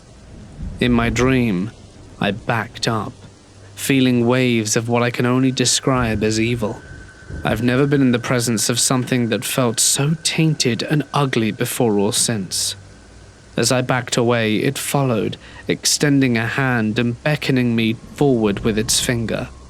I knew that if it touched me, something bad would happen, and I backed up till I hit the door. I woke up gasping, wanting to scream, but couldn't make more than a squeak. I was frozen in place, either by the dream or by the sheer force of the evil. It was probably only a minute, but I finally rolled over onto my side. The headboard of my bed was against the wall where the walk-in closet was, and it was about 4 feet away from the closet door. It sounds like such a non-issue, if it wasn't for my habit of checking the doors. You see, the closet door, in real life, was wide open. Not a crack, not something that could have happened from a draft and an unlatched door. No, wide open. It was the only time that ever happened in 9 months, and I'm glad it was only the once. The biggest cork factory in Portugal opened in 1905 by the name Mundt & Sons. It was truly amazing. People ate, slept, and made their lives inside the factory headquarters, which employed a lot of women and was a sure sign of the changing times ahead. Then the work conditions started to go downhill. A lot of people lost body parts due to unsafe cork cutting with enormous razor-sharp blades that were everywhere. Some people even died. In the 50s, a medical center was built to help those in need near the factory. This alone led to an improvement in all ways. The work condition also began to increase. Later, in 1986, the factory's owner, Paula Mundt, also known as the Cork Queen, was brutally killed by her own lover, who cut her body to shreds. The gruesome murder, alongside the decline of the cork industry, led to her son Joseph Mundet closing its doors 2 years later in 1988. In the 90s, the place was heavily guarded by armed security, but they began speaking on a werewolf in the vaulted area, and by the 2000s, the night shift positions were abandoned. Only video cameras registered the nocturnal events, and guards would work there from 6 a.m. to 11 p.m. at best. This alone gave room to a ton of teens trying to go there and explore the abandoned place, as it was starting to become famous in its own right. Friends of mine actually found money, guns, and a lot of other valuable items they sold later. With this, they started to get comfortable and taking pics there, and by 2005 some pictures were disturbing. In one of them, you can see a distorted girl's face in the glass's reflection. Bear in mind, these were street kids and they had no clue what was happening. They began experiencing some events, seeing apparitions and hearing voices by the vault area. They later spoke with elderly folk from town who had worked there, which most of them had lacked fingers on their hands. One day some years later, police entered to arrest them, gun in hand. I suppose they stopped going there. But all were not arrested, but some had to spend the night there, under some staircase or old hidden machinery. Now this is my account. By 2015 I was becoming friends with one of the boys that had entered the factory. One night I told him I wished to go, but now I wish I hadn't. We entered through some construction work path. I remember I got spooked when I entered the main gate by the side as it was closed shut, of course. My brother was there too. He's always loved exploring these places, and that calmed me. We were just 3 dudes entering a giant compound with a soap camera to capture evidence of something. I was not thinking about ghosts much, more about the factory stopped in time. The street looked like it was from a Hollywood scenery set from the 50s. Our friend had some old keys, which I assume he took from the vault. Some still opened locks. As we entered a few buildings, we went further into the darkness and started to listen to the sound of working machines. At the same time, my brother snapped a pic, and there is a big mist forming around where the sound was coming from. We moved on, capturing mist and colourful orbs, listening to the machines whirring. That's when we saw someone looking out the window at us, and we ran. Then we listened to the footsteps approaching, all of us getting ready for the police, but they stopped right at the door and there was no one there. We decided to hang out there a while longer, and then we saw through the window where the man was standing had no floor. It was impossible for someone to go there at all. We ran out there. It was starting to be too much, and we came back 2 days later, just my brother and I. Infrared sensors gave some reading through the roof and shuttered down as we saw 2 giant orbs with our bare eyes. We went back some days later with our friend group to go to the red zone, which is supposedly where the worst happened. It was stagnated, signed papers from the 1980s, machines rustling, roof falling, all in complete darkness as we explored the basements. Parts were falling apart from the roof and bats were flying around, but we stood our ground and not much happened that night. Not much we noticed anyway. I was baffled by all that. It was strange to notice how the other boys that went there in the early 2000s were now afraid of entering. We went back a few times, with more than 10 people expecting some minor thing, but we never had the courage to stay long. Nowadays it's being demolished. It's sad, but needed. The place was falling apart, and one night when we were there, we noticed the roof had collapsed exactly where we had been standing before. We weren't allowed to go there anyway, and a homeless man had died recently there, so it was best to avoid it. When I was 16, I got a summer job working at one of the largest cemeteries in the Midwest. It wasn't exactly glamorous work, but it paid decently well and I got to work outside. Another guy around my age was hired too, and the 2 of us spent most of our days walking the paved paths with trash bags, picking up litter, and blown away artificial flowers. Nothing heavy, just keeping things neat so that the groundskeepers could focus on landscaping. The place itself was beautiful, almost like a park. It had winding roads, big trees, quiet benches, and locals used it for dog walking and jogging. Tourists would even stop by sometimes because of the old architecture and historical graves. But with all that foot traffic came a lot of trash. It was one warm afternoon, and we were working our way through the eastern section, the part with rows of older mausoleums tucked under the shade of some small oaks. We turned a corner onto a narrower lane that ran alongside one of the larger stone buildings, and that's when we saw her. A woman in maybe her late 60s or early 70s, standing quietly with her back against the side of the mausoleum. She wasn't doing anything, just staring at a nearby family plot. What caught our attention right away was how she was dressed. She wore a long, high-waisted skirt with a patterned blouse tucked in neatly. Over that, she had a knitted cardigan, despite it being close to 85 degrees. Her hair was done up in a way that reminded me of old photos from the late 1970s, soft curls pinned back. Not messy, but very deliberate. She looked up like she'd stepped out of another decade, and she was holding a teacup. Not a bottle of water, not a thermos, a porcelain teacup with a little saucer in her other hand.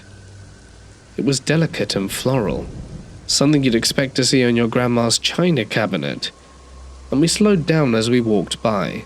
She noticed us and gave us a polite smile and lifted her hand in a slow wave. The guy I worked with nodded back, and we gave her a quick little hello. Nothing strange was said, but as soon as we passed I whispered, "That was weird."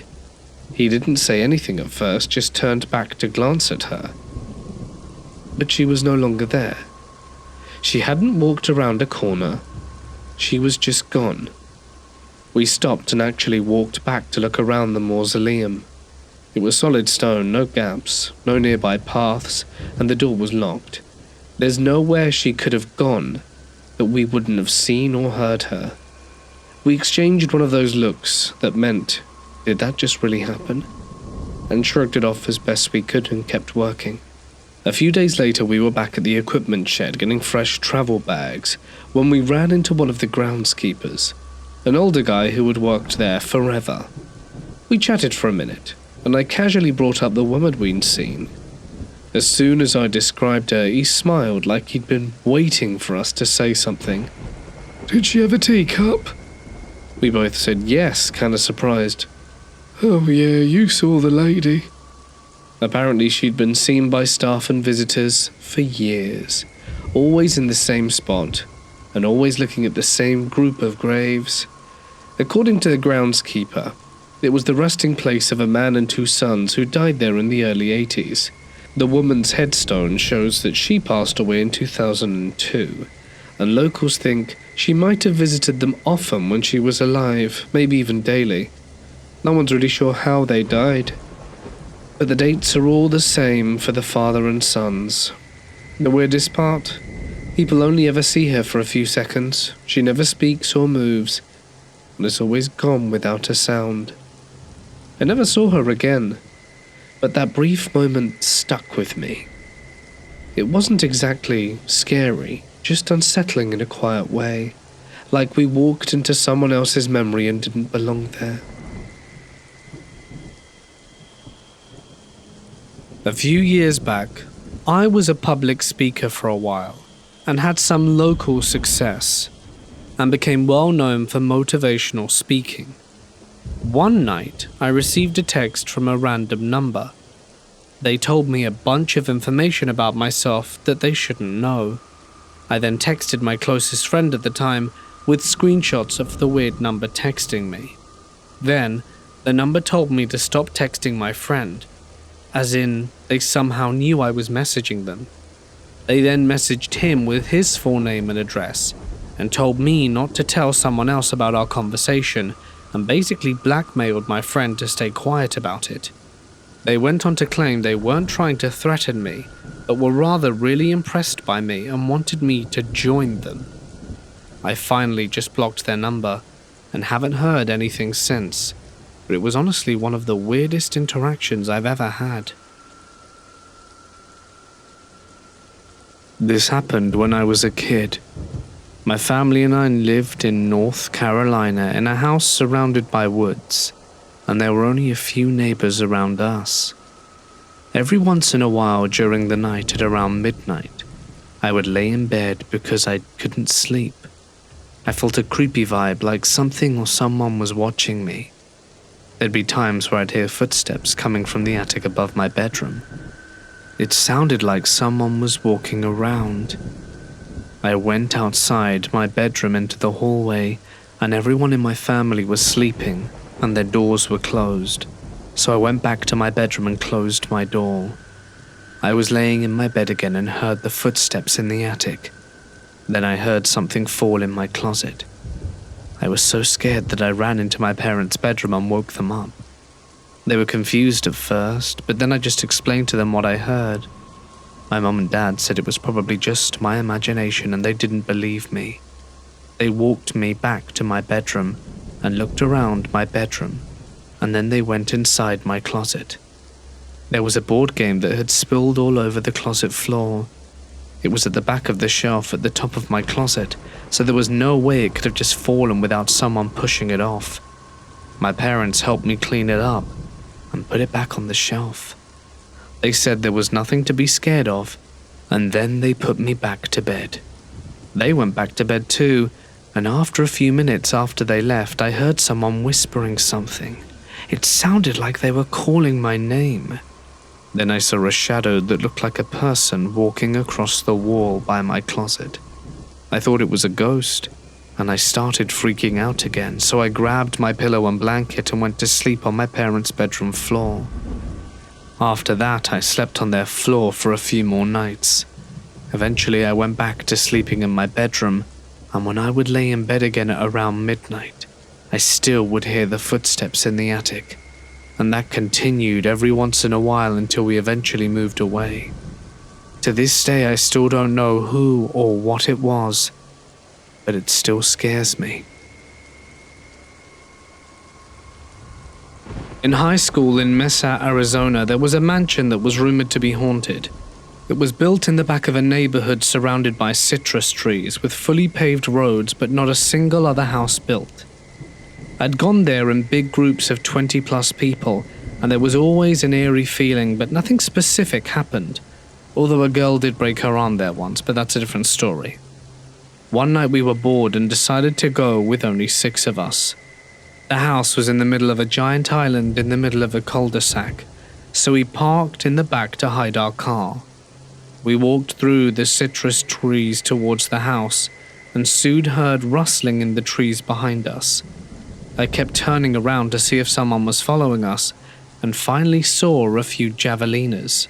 They aren't very aggressive, but they definitely spooked us.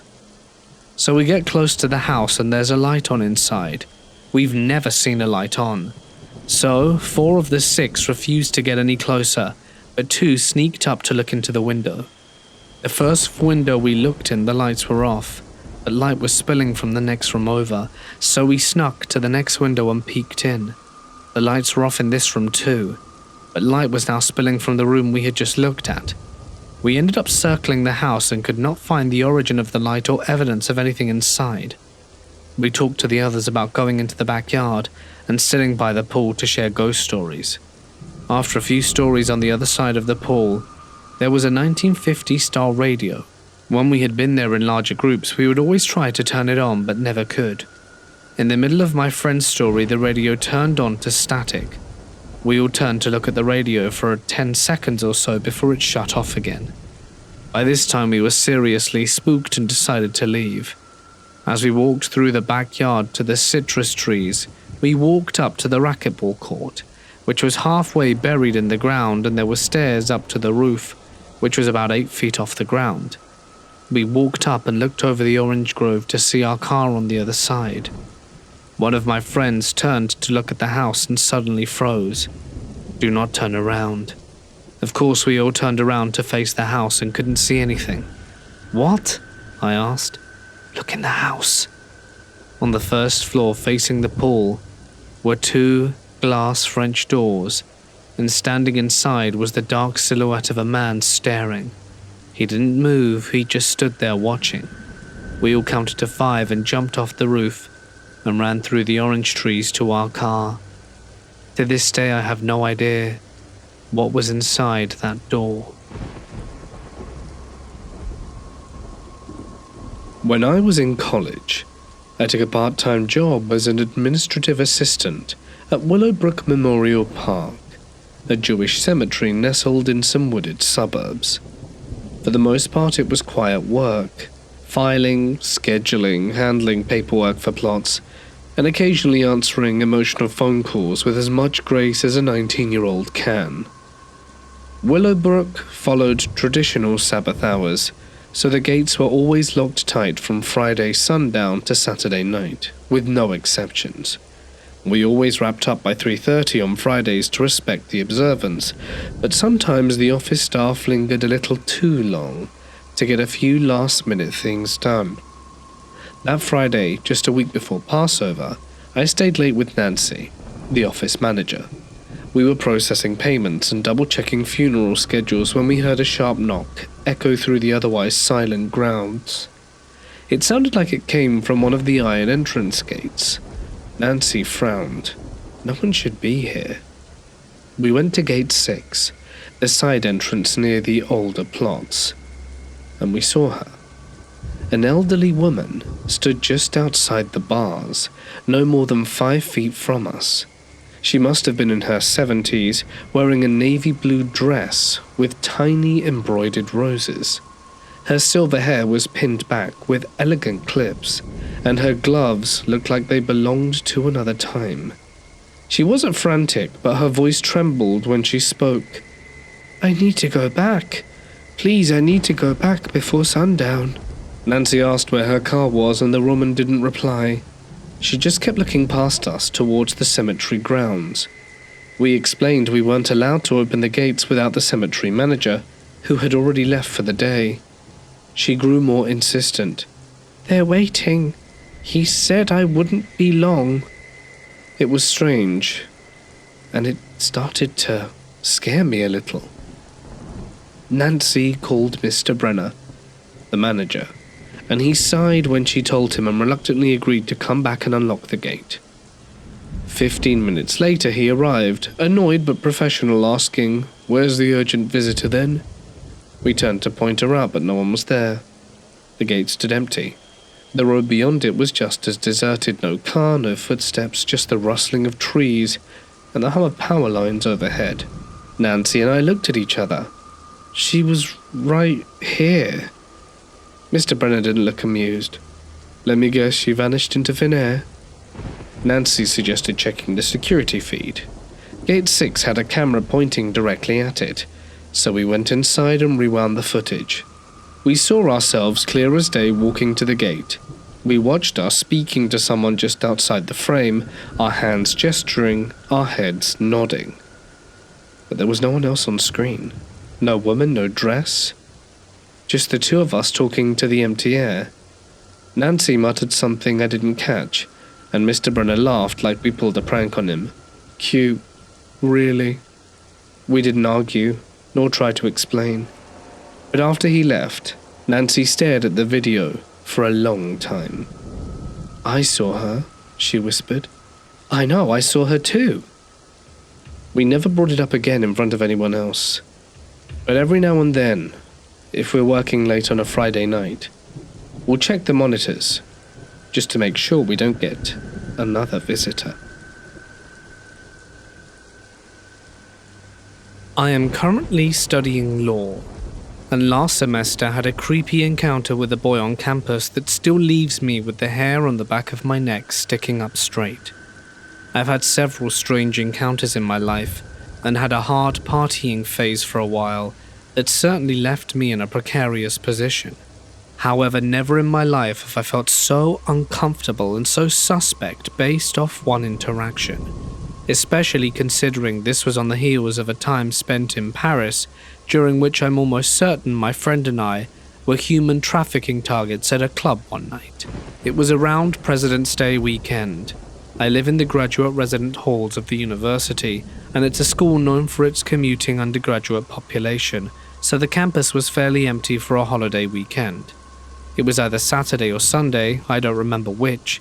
I was hungover and wanting Starbucks, so I stumbled out of bed, showered, threw on a sweatshirt, leggings, and my long, tan, gorgeous winter wool coat, and head towards the campus dining hall and Starbucks. I had no makeup on, no bra, my hair still slightly damp, but the point is I didn't look cute. As I made my way out of the dorm with my headphones in, I noticed how eerily quiet and empty it was. It was always quiet on the weekends, as it always is in commuter schools or when students live off campus, but it was especially so on this day. My dorm is a short 3-minute walk to the main student center. In between my residence hall at one end and the student center on the other end is a walled straightaway path that connects to all 3 major parking lots. There are benches and tables to sit outside, but people rarely hang out there except to juul or smoke cigarettes. As I approached the path, I notice a guy in a blue hoodie and Adidas track pants loitering back and forth by the sidewalk benches. He was attractive from what I could tell, but looked younger than me, possibly a sophomore or a freshman. I didn't think anything of it at first, as many people from the university and public enter onto campus via this path, except he seemed to be waiting for me to come towards him. And just as I did come within a short distance of him, he began walking towards me. Now, right down the path, head on. So I think perhaps he was heading towards the dorms or parking lot. Unfortunately, this was the narrowest part of the path where it essentially bottlenecks, and instead he came towards me, still making eye contact, and opened his mouth as if to start a conversation. Being a petite female, I politely stopped, as he was now literally blocking my path, and I was caught between the 2 walls. I would have had to physically push past him to continue. I've always been one of those people who gets stopped to be asked directions, or someone who strangers feel comfortable striking up conversations with. I lived in New York City for my undergraduate education, and this happened frequently on subways and on the streets with tourists. Thus, assuming he was asking for directions, as he did look a bit lost and shy, I took an AirPod out and asked, "Can I help you?" He was barely a head taller than me, and had on these red sports goggles that athletes with glasses wear during games, as well as a lime green string bag on his back that had the Navy logo on it. He was unassuming at first, but what he had to say was for sure a first on me. He said in the calmest and lowest toned voice, "Yes, you can help me. I'm sorry to stop you, but you're the most beautiful girl I've seen in a long time, and I had to introduce myself. My name is Nick." And with that, he moved in to about an inch from me and stuck his hand out for me to shake. Caught with my back to the wall and completely off guard, I stepped horizontally closer to the student center end of the path that said something along the lines of, "Oh, well thank you, that's nice." I did not shake his hand, which I found somehow the strangest thing of all. It was not a soft, graceful, nice to meet you gesture, but more a robotic and tense one. He then stepped closer to me and asked me what my name was. Feeling very off-put by how close he was to me, I told him my roommate's name and that it was nice to meet him, but I had to go, and began walking away. At this point, he follows me and grabs me by the shoulder, jerking me back and stops me. "Wait, I saw you come from the graduate hall. Are you a graduate student here? I've never seen you before. Can I have your number? I'd like to see you again." Now this guy's close to me. I'm facing him and was looking him dead into his Adam's apple. I felt as though he was ready to almost pick me up, if that makes any sense. I again step back and say, "Unfortunately, yes, I'm a law student, and that I'm sorry, no, my boyfriend wouldn't like it. And that I said I actually have to go meet him now for breakfast, so goodbye, nice to meet you." With this, he finally lets me leave, and I speed walk to the student center and look over my shoulder, only to see him walking in the opposite direction away from me and towards the parking lot. I was pretty shook up with how aggressive he was, and also that he had essentially watched me leave my dorm. Relieved, I get my food, and then I get in line for Starbucks. Now, I don't have a boyfriend I was meeting, of course, I make that up. I was still alone, but the school had a very open-air dining hall, and the Starbucks is always packed with people. The Starbucks area has glass walls around the entrance so you can see who goes in and leaves the student center. As I'm standing there waiting for my drink, lo and behold, Nick comes strolling in. He spots me and stops dead in his tracks right outside the glass wall, and literally puts his hand on the glass to peer in at me. Now, an older man, presumably a professor, is sitting right by the walls and notices this strange behavior and lowers his newspaper, and looks around following the same eye gaze as Nick. Me and the older man make dead eye contact, and he gives me a strange look. Just as this happens, my drink is ready, so I grab the coffee and turn away. A group of frat boys were walking towards me, so I waved at a random one and pretended to know him as they were deeper into the cafeteria away from Nick. The kid waves back at me and smiles. Hoping to throw Nick off, I look back to where he was standing and he was gone, just gone. The old guy is watching this, clearly confused as hell, and I'm standing there literally shaking. The frat boy then yelled out some random girl's name, guessing I was his blackout hookup from the night before, I bet. So I look around, frozen for a second, and I thought I spotted his bag from behind one of the side pillars of the food buffet, but I didn't waste time finding out. Seeing my chance, I dead sprint out the cafe and back down the path, not stopping until I key into my dorm with my ID. I made it back and threw up in the bathroom. I don't know why this interaction freaked me out so much, or why my body had a physical reaction to it, as I don't have any history of anxiety, nerves, or assault. But what I do know is I have not been able to get this out of my head for a long time. I don't think Nick is or was a student at my school, or if he was put up to it by a frat boy or who knows, but for whatever reason he was hanging out on the path. Quite frankly, it felt like he was waiting for the right person to come along. Lucky for me, I was not the right person, and have not run into Nick again. But you can bet every time I'm on that path I walk a little bit faster now, with my head always on a swivel, scanning for that lime green navy string bag.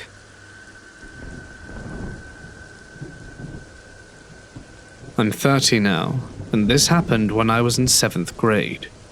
I woke up really randomly one school night for seemingly no apparent reason.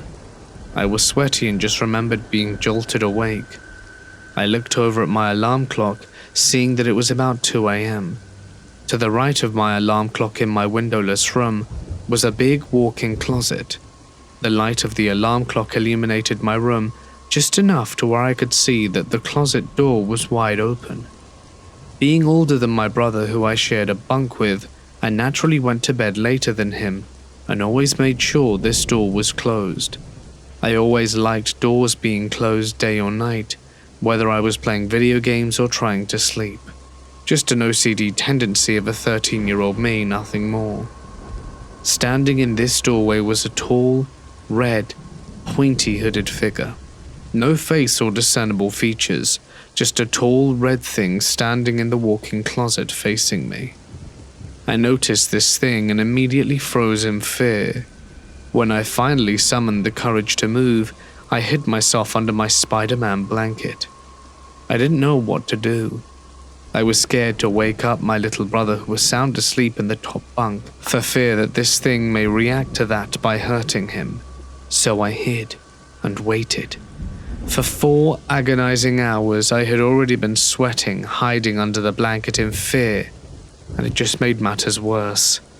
The only relief of the heat I had was to poke my head out from under the blanket, but with that thing just facing me, it was hardly worth it. I waited and waited. At around 6:30 a.m. my alarm went off and I stayed under that blanket, didn't budge. Being a usually heavy sleeper, my alarm was a shrill default sound, as to wake me up.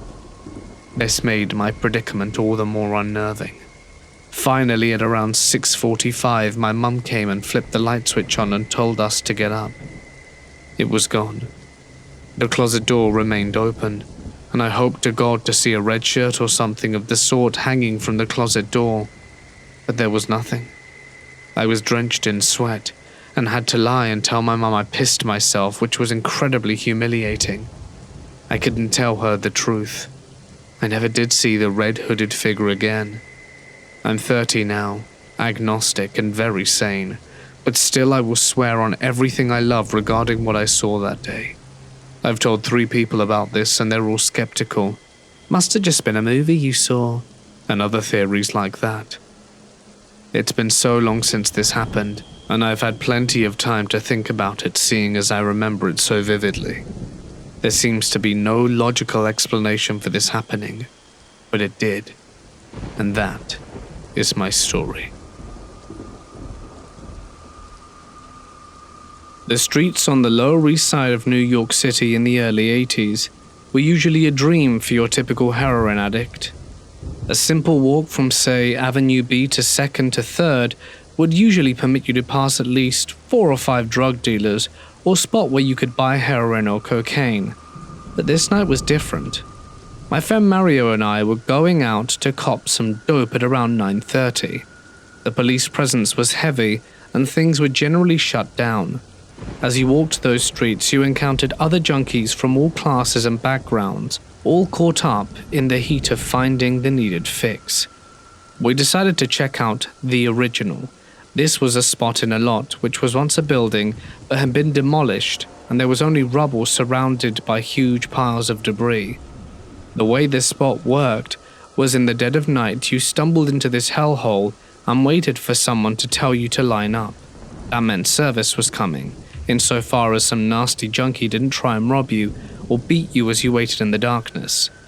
This night you could feel it in the air, how palpable the tension grabbed you by the belly. There must have been 25 people all there to cop the tout, who announced the arrival of the dealer and directed people. He kept disappearing, looking nervously over his shoulder. Then he disappeared, and we all didn't know what would come next. Several times we heard the screaming, "Baondo." That meant police. It meant scram. We kept running out of the lot and congregating back after 10 minutes. The crowd grew to about 40. Unlike other establishments, which were often holes in the walls of abandoned buildings, Originals just had a wall that everyone lined up against, like a firing squad. The dealer or dealers would run down and start serving both ends of the line if you were lucky. Sometimes only one would come and offer express service for a fee. Pay up $5 and you get stoned sooner. That night was moonless, and this was becoming a daunting project. Finally, all of us mulling around, we heard line up. People jostled one another to form a line, and there we all were. Nothing. No one was coming. The most hopeful waited anyway. Suddenly I heard a loud boom, and I turned in the direction of the sound and saw a man waving a pistol with chrome plate reflecting the single high crime lamp that was maybe 20 yards away. He shot again. He ran down the pile of debris followed by his assistant and told everyone to face the wall. He and his helper then started to rob everyone stuck there. He was actually a bad cop from the 8th precinct, as I found out later. Like a cop, each person in line was asked for their wallet and sometimes for their ID. Then he grabbed the wallet and pulled out the cash. Now Mario had my money. He was going to be the buyer that night. So when they got to me, I told him I didn't have the money, that my partner had it down the line. And he raised his pistol like he was going to smack me with it. But he didn't. Suddenly, again, he fired a shot into the ceiling and yelled for everyone to get out fast. To my right, a large pile of debris and garbage about 10 feet high was my closest exit point. I scrambled onto it hoping to get out, yet I couldn't quite do that. I was caught hanging by my feet and I knew that Mario had gotten away before the pigs got everyone, so there was still hope, but damn, I couldn't get over this. One more time a pistol discharged from behind me and zip! I was up and over the obstacle in a hot second. I checked myself for bullet holes and went down the street looking for Mario. We were not to be deterred. There was a spot on 3rd Street called Executive. Executive's building had been mostly gutted by fires, and the entrance had a tout and we went in.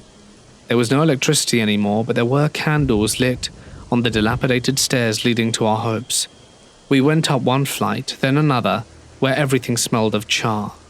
Finally, another set of stairs. It was so dark except for a few candles every 15 feet or so. Now, here was the dealer. He asked how many, but before he could finish, we again heard the cry of alarm from below, and he scuttled into darkness. There were maybe 15 buyers up there with me and Mario.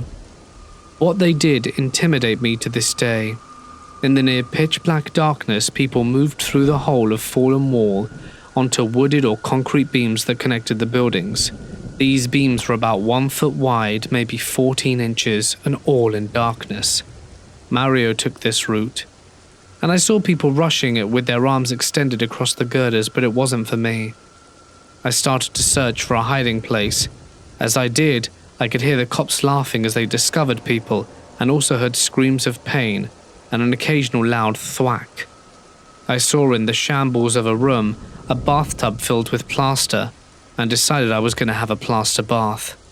I tried to cover myself in the tub so no one would see me, but was not so successful. As the cops hit the 4th floor, I heard very distinctly a jovial voice saying, "Well, hello there." I was petrified. They told me to get up, so I did. They seemed to be in a good mood.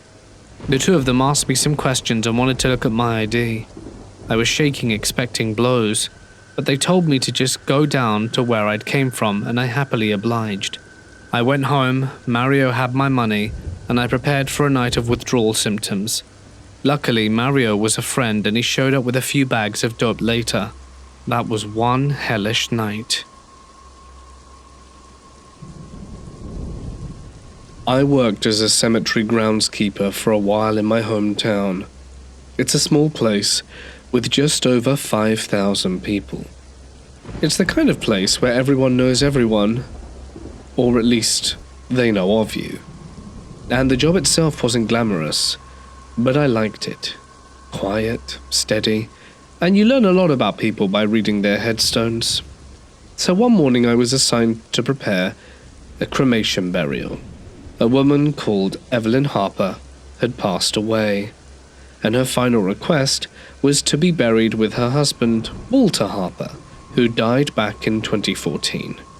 So I dug the hole where Walter's ashes were already resting, and left it open for the family, who would be arriving later to complete the ceremony. The office staff said they'd be back soon, told me to hang around, so I did. I lit a cigarette and sat down, leaning my back against Walter's headstone.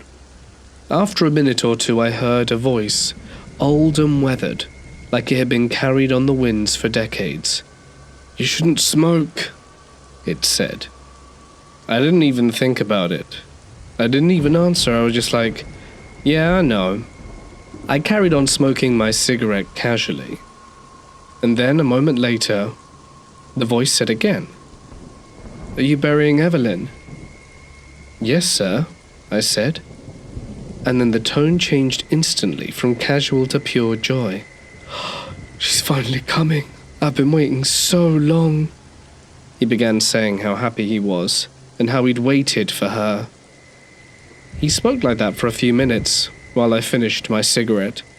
When I stamped on it and put it out, I was finally ready to confront this guy who was chatting to me.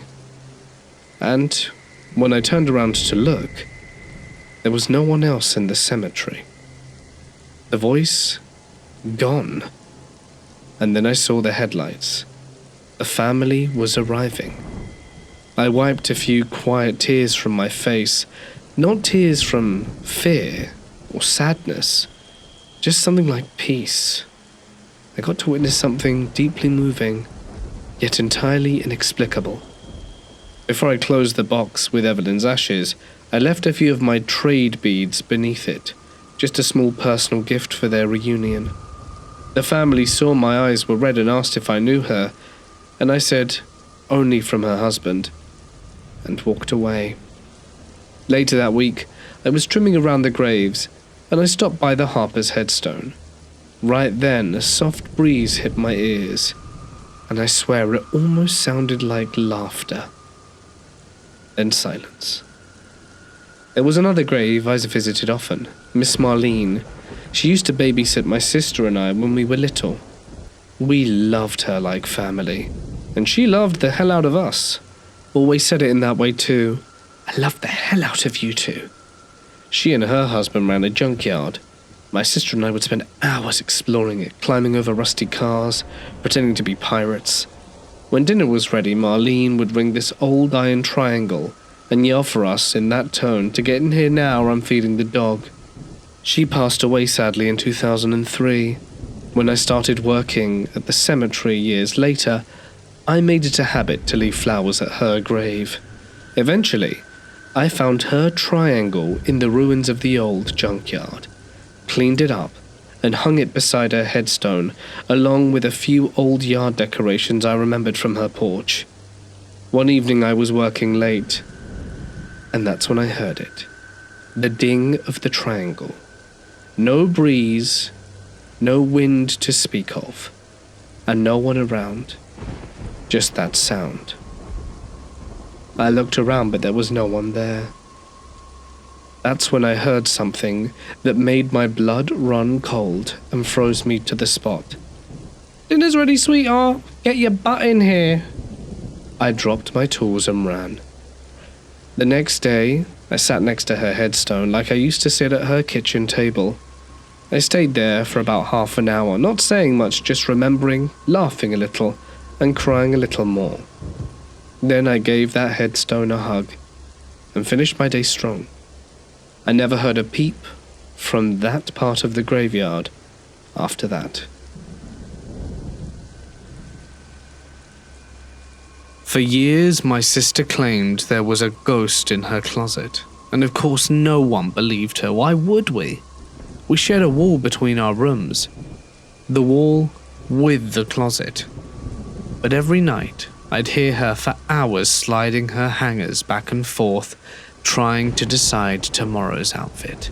She's quite anal, so this is normal behavior for her. I always forgot to mention in the morning how obnoxious it was, until one morning, I actually remembered. And she insisted it wasn't her.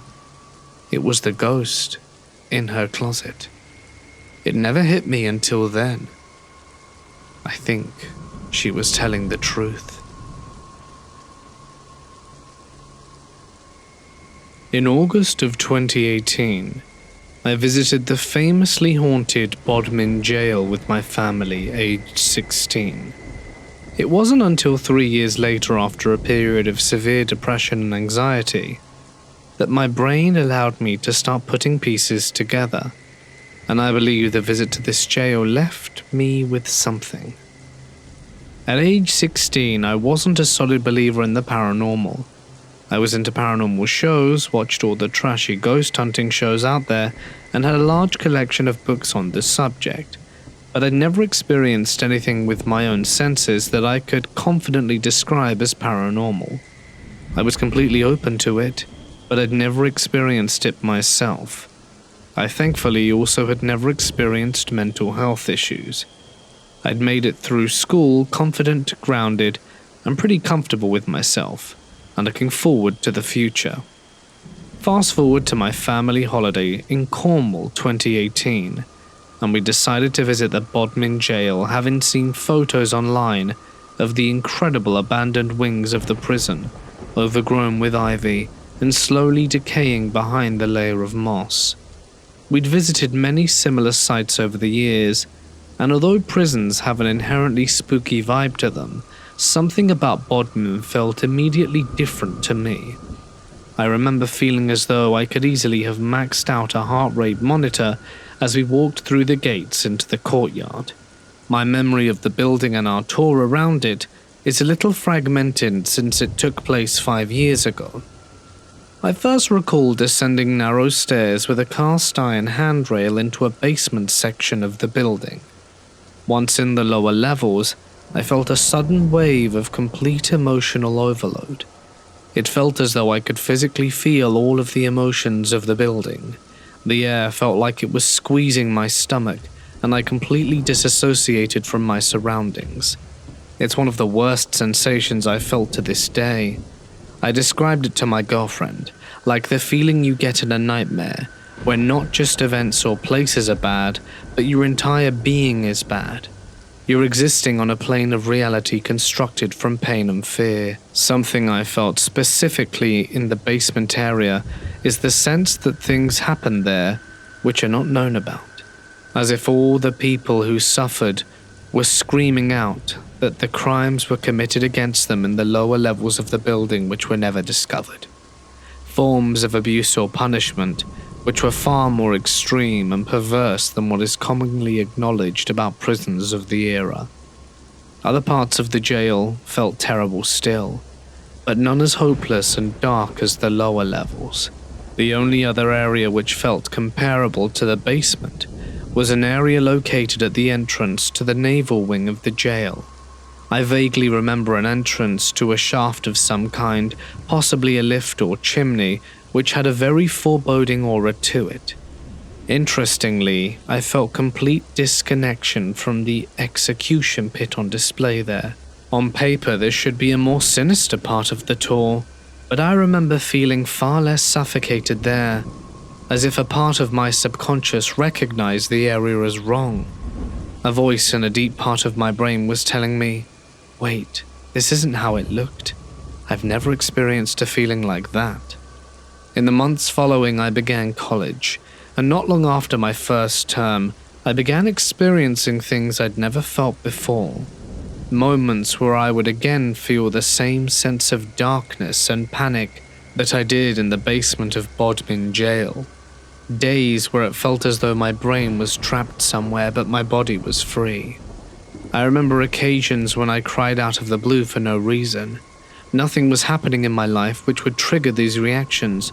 My life was going well by all accounts, although it did not stay this way for the coming years. By the following winter, I had decided to see a therapist.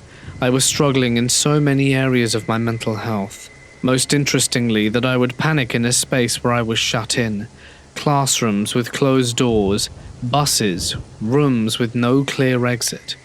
A therapist even told me once that my symptoms reflected those of someone struggling with PTSD, and explicitly listed an example of someone who had previously been incarcerated. Somehow I still didn't connect the dots. The visit to the jail had not crossed my mind in a very long time. During my recovery from this period of depression, I developed an interest in meditation and spirituality. Meditation was without a doubt one of the most powerful tools to my recovery, and I inevitably found myself researching different types of meditation practices.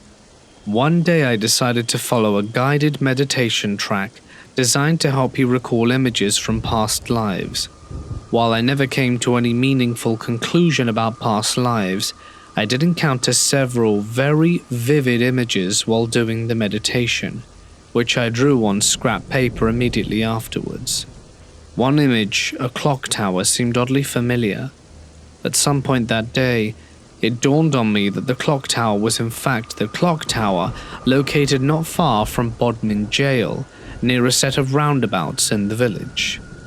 All the memories of the jail, the visit, and the sensation I felt there came back to me in a flood, and I felt completely engulfed, the same way I felt when I was in the basement of the jail.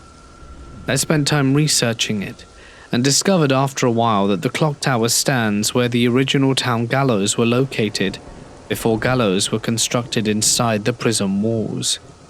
It took me a good while to reach the conclusion that the visit to the jail may have been the trigger for all the emotional turmoil I went through. The random intense feelings I continued to encounter occasionally out of the blue, anger, fear, hopelessness, being trapped, feeling betrayed, may not be as random as I'd previously thought. I think I'm still in the slow process of accepting that I didn't leave from that jail alone.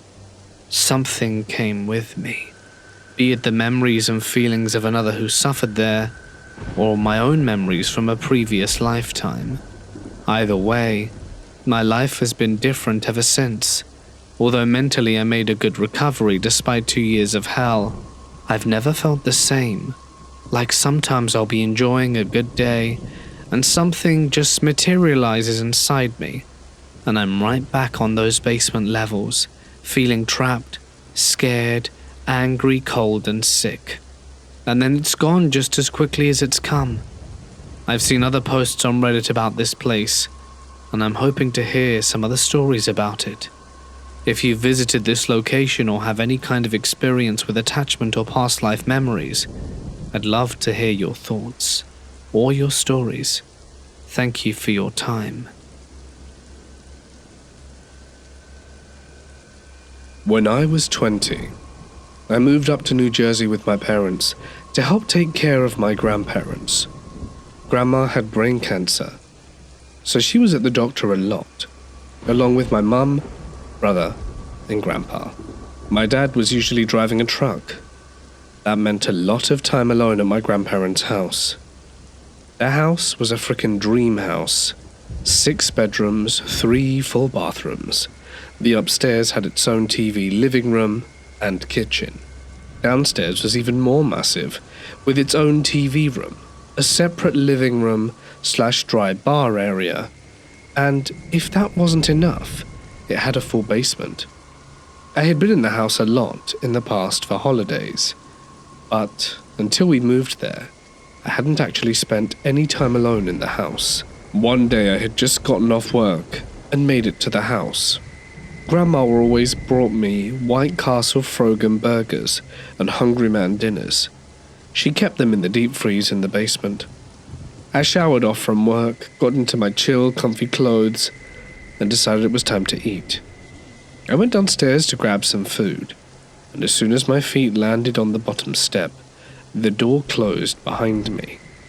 I quickly turned around to get the hell out the basement, but as soon as I reached for the doorknob, the door creaked open.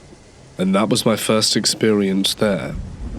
It's important to note that upstairs had a long hallway that all the rooms broke off from. It had the original hardwood from when the house was built in the late 50s, and every footstep could be heard throughout the house with loud creaks and pops. Bowed boards were pushed back down into place as you walked. Another time while alone, I was downstairs digging through movies to watch in the first TV room. The TV room was cozy and warm.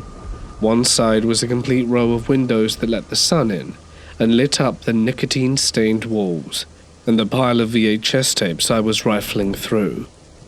As I dug through the tapes, I heard the sound of someone casually walking upstairs. It was kind of comforting because I figured Mum was home, or maybe my aunt came over. I didn't really pay it much mind. I continued digging through the tapes until I found Major Pain, one of my all-time favorites, which I decided to watch upstairs in the TV room that I usually hang out in. As I was walking back through the house to get to the stairwell, I heard the walking upstairs again. It was light and casual, heading in my direction. I topped the stairs expecting to see Mum, but no one was there.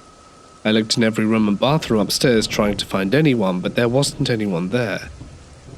There's only one set of stairs upstairs, and it lands right outside the upstairs TV room, so it's impossible not to see or hear anyone who comes up while you're in that room. I had been watching the movie for about an hour without any disturbance. I was a little freaked out by the unexplained footsteps, but I chalked it up to the old house settling, when all of a sudden from the far side of the hallway, the side furthest away from the stair set and from me, I heard the steps. They were coming my way. This made the hair on my neck stand up. I knew there was no one there except for me. It didn't sound like the house creaking like old houses tended to do. These were clear-cut footsteps. One by one, they landed at a slow but constant pace, heading my way. They kept going until just a few steps from the doorway, and then stopped. I mustered every ounce of courage I had. I got up and leaned out the door.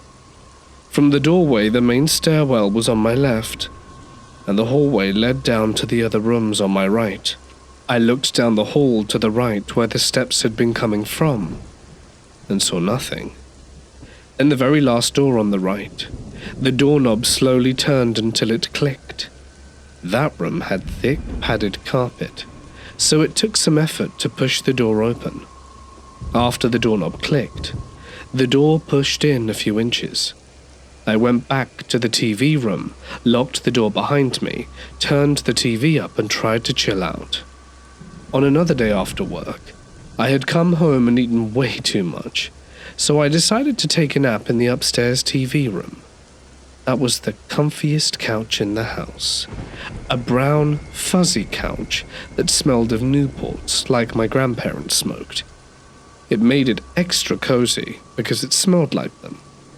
Anyway, I fell asleep for about an hour until I heard a scream come from downstairs. It sounded like a little girl. It was loud enough to wake me up, and I figured it was either a dream or maybe Grandpa was home and had the downstairs TV cranked. I shut the TV off and went downstairs to check it out. I looked through all the rooms before coming to the downstairs TV room. I opened the door, and it was empty, just like all the other rooms. Then upstairs I heard those footsteps again, but this time they were running down the hall, and the little girl's screams happened again, only this time from upstairs. Eventually I told my aunt about all of this, especially the footsteps. She looked me dead in the eyes and said, "That's happened my whole life." I'm talking to my dad about it, and he said it's been a thing for as long as they lived there. They gave the ghost a name, and she said she was a woman, but I can't remember the name now. When the area was being zoned for houses in the 50s, it was found to have Indian burial mounds. The contractors dug up these mounds and buried all the bones and artifacts in a quarry outside of town. And Grandpa said weird stuff had always happened since they moved in. Me and my brother were in the basement playing one day. Like most days, we were home alone. The basement was packed with all kinds of random stuff my grandparents had collected from over the years. We dug around and got scared witless by some mannequins my grandma had. We got over our fright and started playing with them. We dug around behind where they were all stashed and found a hole in the wall. It was about 2 feet and round, and looked like someone had broken the concrete with a pickaxe to get through the ground beyond it. The hole went in for about 3 or 4 feet, and then seemed to end, but the basement was honestly too dark to tell. We decided to grab a flashlight and look in it. As soon as we shone the light down the hole, a mighty gust of air came flying out at us. It kind of smelled like it does after it rains. It hit us so hard it blew our hair back and turned some of the mannequins on their stands. And we never went to that part of the basement again. We moved from the city to a big house in a quiet suburban neighborhood when I was 5. My parents bought the house from the widow of a very successful garment industry executive. He had the house custom built for his wife, and she had the entire thing professionally decorated where every room was a different theme. This made for a very interesting childhood with lots of discoveries. Within a few days of moving in, my parents found 2 very strange books hidden in the crawl space above their closet. The first was a small address book with the names and addresses of prominent Jewish gangsters from the 40s and 50s. The other was a notebook containing detailed information on animals, mainly dogs and cats. Maybe they were someone's pets. Oh, my mother had always felt it had something to do with sacrifice, as there were pentagrams drawn and incantations written with dates. Both books were burnt in the fireplace by my father shortly after uncovering them. Those things are unrelated to this story, but just a strange detail of the home we grew up in. The story isn't about me either. It's about my older brother, Jason. He was the oldest of 3, and 6 years my senior and 4 years older than my sister. My parents divorced when he was a teenager in the mid-1980s, and at that point all bets were off for my brother. My mum is very going and hippie-ish, but my father always laid down the law. With him out the house, he now had the freedom to do as he liked. This was the start of satanic panic, heavy metal, Dungeons and Dragons, and the Commodore 64 computer, and my brother embraced all of it. He was a classically trained and naturally gifted artist before all of this. He regularly won contests with his art, and it hung around the house as well as our schools and principals' offices. He attended art school twice a week, but once he got into heavy metal and D&D, his interests shifted. He grew his hair long, and his circle of friends began to change. They went from nerdy computer kids to heavy metalheads in motorcycle jackets and Iron Maiden t-shirts. They would often be over the house when I came in from school, and could always smell what they had been up to. It was one of his new friends that would change our perception of reality and ideas about life and death. His name was Ed. He was a strange-looking guy, a short, eccentric, an odd boy by all accounts, yet very nice at the same time. He would ride a unicycle and regularly carry a Ouija board with him everywhere he went. He carried it back beneath a long, black trench coat. What gave Ed credibility in our eyes was the way he used the board. He would only use one hand, barely touching it, and in a flat, emotionless tone, he would recite the words being spelled out. The planchette would move around so fast and deliberately, it was hard to even see what it was spelling out. To me, seeing that as a little kid and not really understanding, it was just so spooky. One night shortly after our uncle took his life, our cousins were over, and Ed was too. He knew no one there other than my brother, nor did he know any of the details of my cousins losing their father. We were in my brother's room, and within a few minutes he made contact with him. Ed, who had never met my cousin before, said, "Larry, I have a message for you. John says he's at peace in purgatory now, and to take care of your mum and sister." He said a few more personal things that my cousin thought were profound, because Ed could have never have known any of them. My cousin began crying and asked, "How do I know it's even really you?" Ed replied, "How about a picture? Maybe a headshot?" This rocked my whole family in that room. You see, my uncle took his life by placing the nozzle of the gun on his temple. Even crazier still is that response was precisely his brand of dark humor and something he'd totally say. They were all reduced to tears, including my mother, who only came in to see why everything got so quiet. Ed became a regular guest at our house for a while, and the happenings became more and more strange, but it would all eventually come to a head for my brother. You see, one particular weekend, my sister and I were with our dad, and my mother was away, so my brother had the house to himself. He said he had a few friends over and they were playing computer games in the basement, and next to the computer desk was the door to a large cedar closet. This is where my mum kept all of our seasonal clothes and all of her better clothing. For the most part, no one really went in there, and the door was always closed anyway. There were 3 people there. When the lights went out in the basement, everyone froze in place. Then, the door to the cedar closet slowly began to rattle.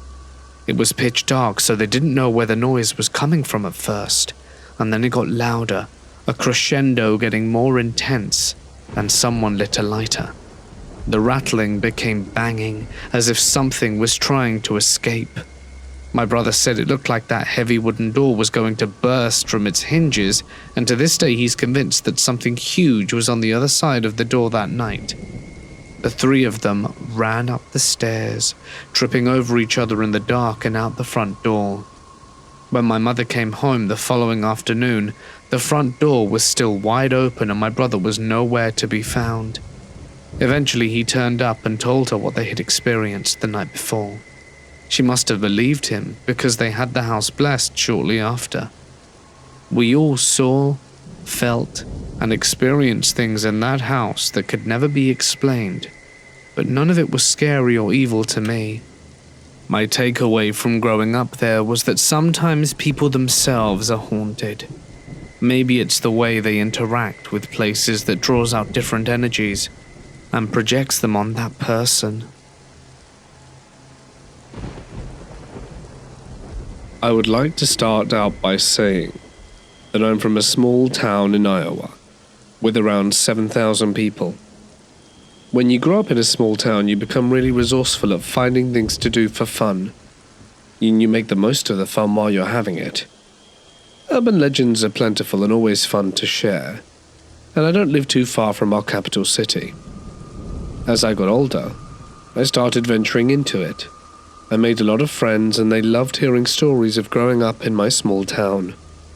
They found the things we did for fun wild, and they would beg me to take them to a cemetery that was about 40 minutes from my house. It's a place I'd only been to a handful of times, and I will admit it was during the day. I know the area somewhat well, as I've hunted out there and been on a few late-night drives, but by night time it becomes quite creepy. I will state this now. I'm not into the supernatural. If something creepy does happen, I will look for a logical explanation. If you tell me a haunting story, I'll roll my eyes, but there is no explanation for what I'm about to share with you. So one evening, some friends from the city called me, saying they wanted to go to this cemetery, and wanted me to take them there. I agreed. They made it down around 8 p.m. This was in mid-fall, so it was somewhat dark by that time. We stood around having a few smokes and catching up with one another. There were 5 of us. Around 9 p.m. we left. Part of this trip is on a paved highway, but the rest is on limestone gravel roads, about 6, maybe 10 miles at most to the graveyard. We took my friend's new car at the time. It was a few months old, a reddish maroon Pontiac G6. If you've ever driven on a limestone gravel road, your car gets covered in a fine white dust. We made it to the cemetery. The entrance is a large cast iron gate, and we go in. I show them the headstone. It's a very large one from the early 20th century, and it has a very creepy saying on it. Something akin to, "Where you are now, I once was, and soon you'll be where I am." Since then I found out it's pretty common on old headstones. My friends agreed that it was creepy, and they asked if anything had ever happened out there to me. No, not really. My car once overheated driving by, but that was about it. Now this gravestone sits in the last row facing west, and to the south, maybe 50 yards away, is a whole row of children's graves. Small little gravestones just big enough to fit a name on. Well, urban legend says if you run between those gravestones zigzagging through them, you will pass away. My friend starts talking trash, telling me that's the dumbest thing he's ever heard. He yells not to be afraid of any stupid dead babies. I say, I don't know, man. I always heard that so-and-so did it and they were dead a week later. And he calls me an idiot for believing it. He starts running through them, and halfway through, he says he couldn't care less about the supposed curse. But he doesn't complete the whole run and comes walking back. We joke with him and ask if he was too scared to do it, and he said, "Yeah, I got creeped out halfway through." We went back to the entrance, had a few smokes, shot the breeze for a minute, and I was ready to leave. I hadn't had dinner and was quite hungry. It was around 11 p.m, and we head back to the town I live in. On the south side there's a McDonald's. I pull in, we head inside to have dinner. We left the car under a streetlight, so the car was well lit. And when we got up to it, a friend noticed there were small handprints all over the car. No fewer than 20. They were about the size of a 2-year-old's, but they weren't all the same size, and they all were quite fresh. They were on top of the trunk, on top of the roof. We could see them because they were outlined in the dust from the gravel road. I remember looking really closely, and you could clearly see small fingerprints in the white dust, highlighting every crease. It's the weirdest thing I've ever seen. There is no explanation. If they were there before we went out, they would have been covered by the dust. We couldn't figure out how a kid would have gotten on top of his car. There were no kids around where the owner of the car lived. Nothing. We tried to come up with a reasonable explanation for them to be there, but nothing made sense. I told my friend who ran through the graves he better watch out. To this day, if you bring it up with him, he won't hear a word. He'll either leave the room or get angry that you brought it up. And it's been near 20 years since it happened. I live in Western Ohio. This happened 3 years ago in an old house in the middle of the country. I usually dealt with hearing noises in the middle of the night and feeling like someone was watching me, but one time was different. I woke up in the middle of the night and checked my phone, which read 3:34 a.m. I turned my phone off and began to wonder why I had woken up, when I noticed a pair of eyes in my slightly opened closet. I thought it was my brother messing with me, so I shouted his name expecting laughter, but received no reply. I shouted louder, but again no reply, and eventually it got too loud and my mum came in furious. When I explained, she said my brother was in his room playing video games, and my heart dropped, but I played it off as being tired and hallucinating. So after she left, I rolled over facing my wall, but as soon as I did that, I heard my closet door swing open and something run out of the room. I was terrified and ran. I followed the noise to the end of the hallway and it vanished into thin air. Whatever it had been was gone. I was very scared, so I returned to the room. I never saw the eyes or heard anything like that again. It was like all the paranormal experiences just ceased. But all in all, I'm happy I never saw it again. And I hope that no one or myself crosses paths with it. I'm 24 now, but when I was 17, I went with a small group of friends to a cemetery one summer night. We weren't there to cause trouble. Most of us were spiritual, not religious, and deeply respectful of places like it. We just wanted to visit some of the older graves. I've always felt peaceful there, like the energy there is soft, sleepy, and comforting. That might be why it happened. I was near the back of the group, lingering behind to read all the older inscriptions, while the others walked ahead. That's the last thing I remember. The rest is what my friends told me later. Apparently, I called out to one of them, voice light and cheerful. Heh, this one's mine. At first, they thought I was joking around. But when my friend turned around to look at me, he stopped cold. Because it wasn't my voice. It was higher pitched, stranger, and off. And the way I spoke, the accent wasn't one that was mine. I shouldn't have died. It wasn't my fault. That's when the others walked back towards me. One of them asked, "What do you mean?" I looked right at them and said, "Well, you see, I was playing in the barn with the kittens, and the man came in with a gun, bang. I don't know why he did it. He was my daddy's best friend." And for the next 2 hours, they said I led them around the cemetery, pointing out graves and telling them about the people buried there, like I'd known them my whole life. Names, stories, deaths.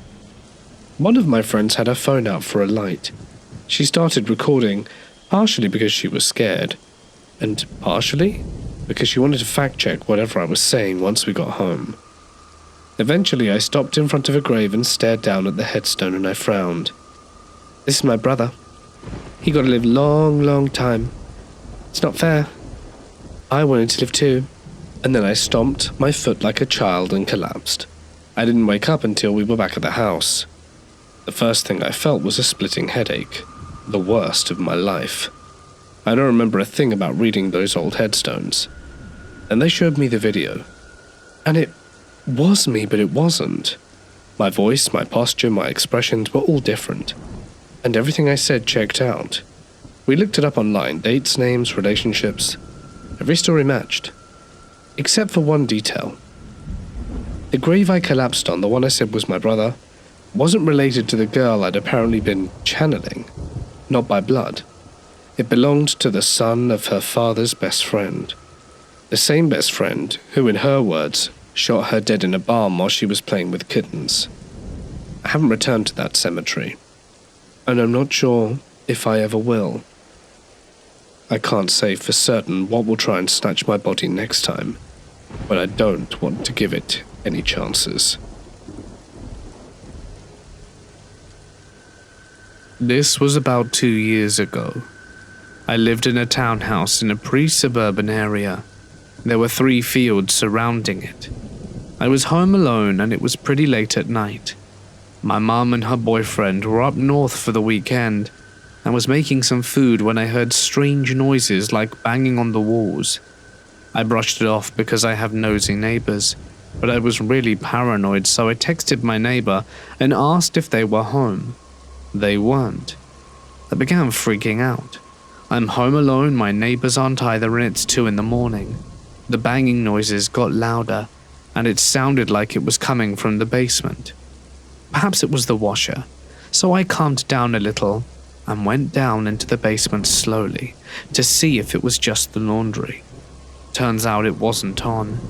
When I realized that, I looked around the area and left the basement quickly, panic rushing back to me. I just went to my room, forgetting about my food, and sat on the bed and ended up laying down. Just so that you know, I have the master bedroom in the house and 2 closets. One is a regular closet and the other a walk-in. My walk-in closet has a light bulb. The light barely works. But anyway, out of the corner of my eye, I see that the light is on in my closet, which was really weird. As I mentioned, it didn't work. So I approached the closet door and gingerly opened the door. And the moment I did that, the light shut off. But in the lingering darkness, I could make out a tall, skinny figure standing at the very back. I closed the door really fast. I felt like screaming, but I didn't. And I ended up going outside for a while and sat on a bench outside my house. I didn't know if I was seeing things or if I really just saw something I couldn't explain. A few days later, I saw the dark shape again hovering over my bed. I couldn't move. I told my mum about it and she told her friend who used to live in the same apartment I'm now in and used the same room as me. She told me she had a similar experience and also experienced sleep paralysis.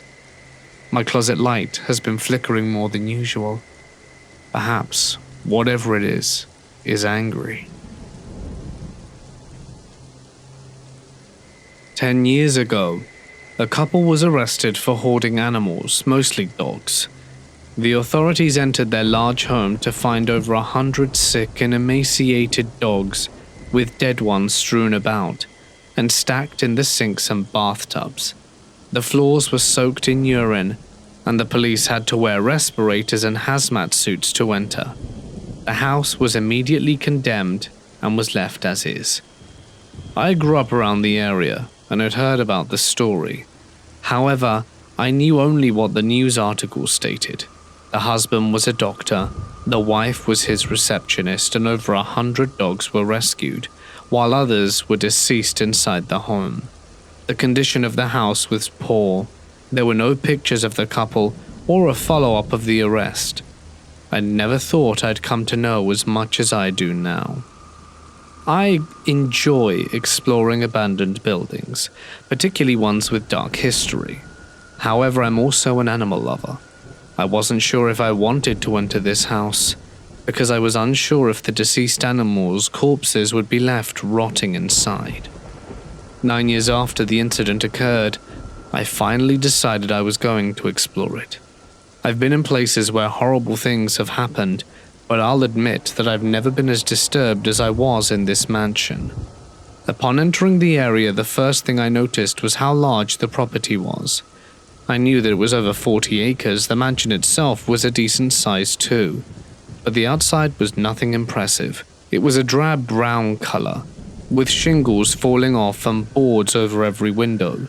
In the distance, I could see a life-sized dollhouse, much fancier than the house standing before me. Must have had kids, I told myself. Luckily for me, the front door stood wide open.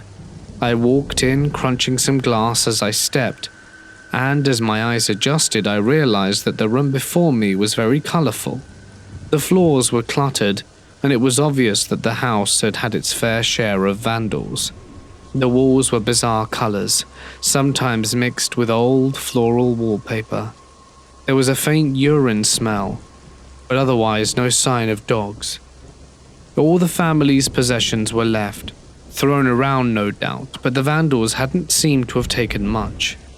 Interestingly, the power was still on. I found a lamp switched on, tossed onto the floor. The wife had a large amount of clothes, mostly with the tags attached. They seemed to have at least one daughter, whose many rooms were filled with every toy imaginable. I noticed a trend, though. The daughter really liked animals. I eventually came across boxes of family pictures, and I sat down and looked at every single one. It took a long time, but I was intrigued. The pictures told a very different story to the little I knew of these people. They threw extravagant parties at their house, spoiled their daughter, and always looked presentable. There were many pictures of the house aside from the daughter's room. It was barely recognizable. The walls were mostly white and the rooms were clean. They held many events there, from costume and birthday parties to recitals and charity dinners. They also had pictures of animals: dogs, cats, birds, horses, and snakes. They took their dogs everywhere, it seemed, even to churches and schools. There were never pictures of more than 5 dogs, and during that time they looked well fed. However, some of the animal pictures were definitely questionable. One had a dog sitting on a urine-soaked chair, while another showed their daughter holding up a Yorkie who had obviously just given birth. The pictures raised more questions than answers.